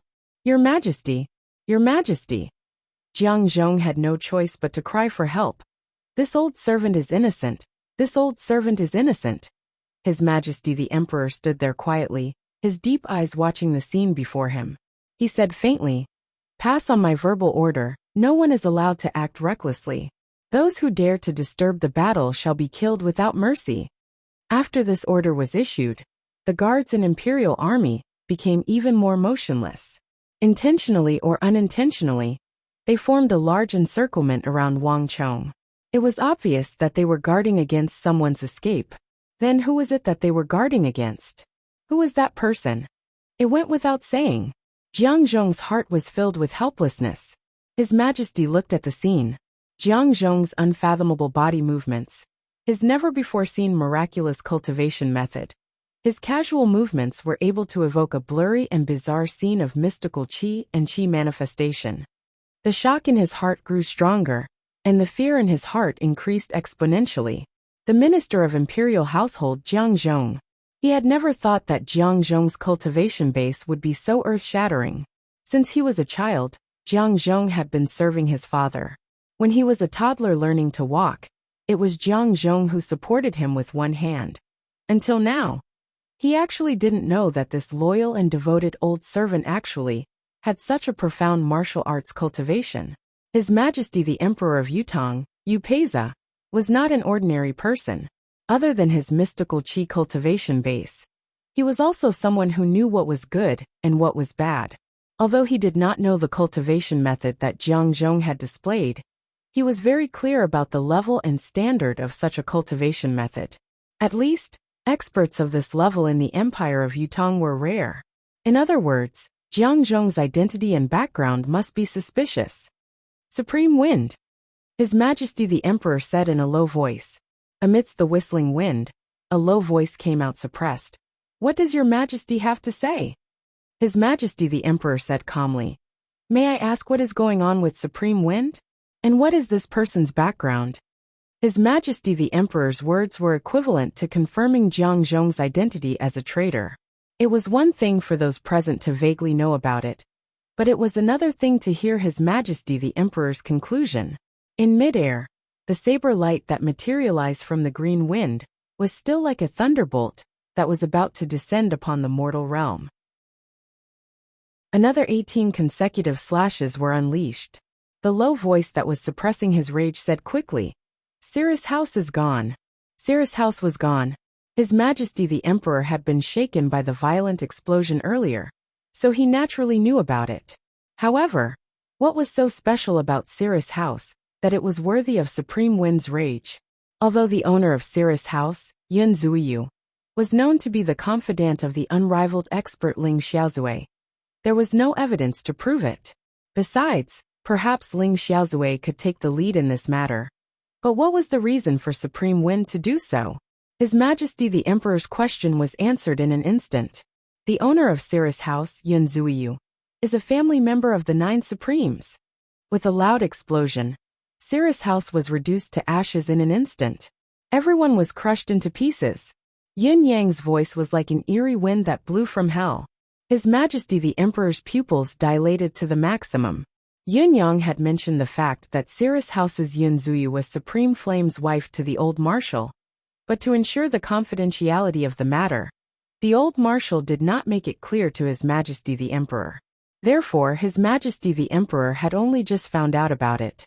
Only the heavens knew how shaken His Majesty was when he heard this. A family member of the 9 Supremes?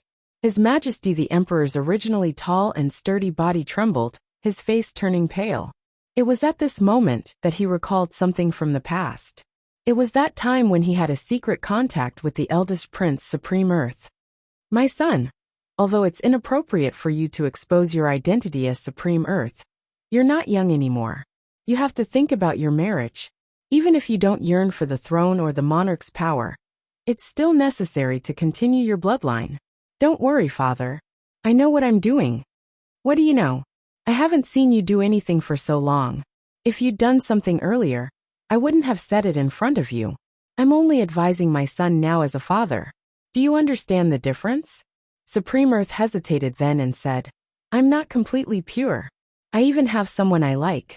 However, it's inappropriate for them to show themselves, so I can only wrong her.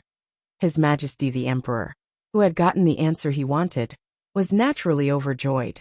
However, Supreme Earth did not give him a further answer, even though the Emperor had interrogated him many times afterward. For this reason, His Majesty the Emperor felt helpless and pained.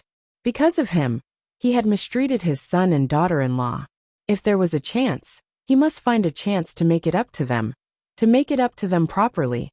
He had long reserved a sense of anticipation in his heart.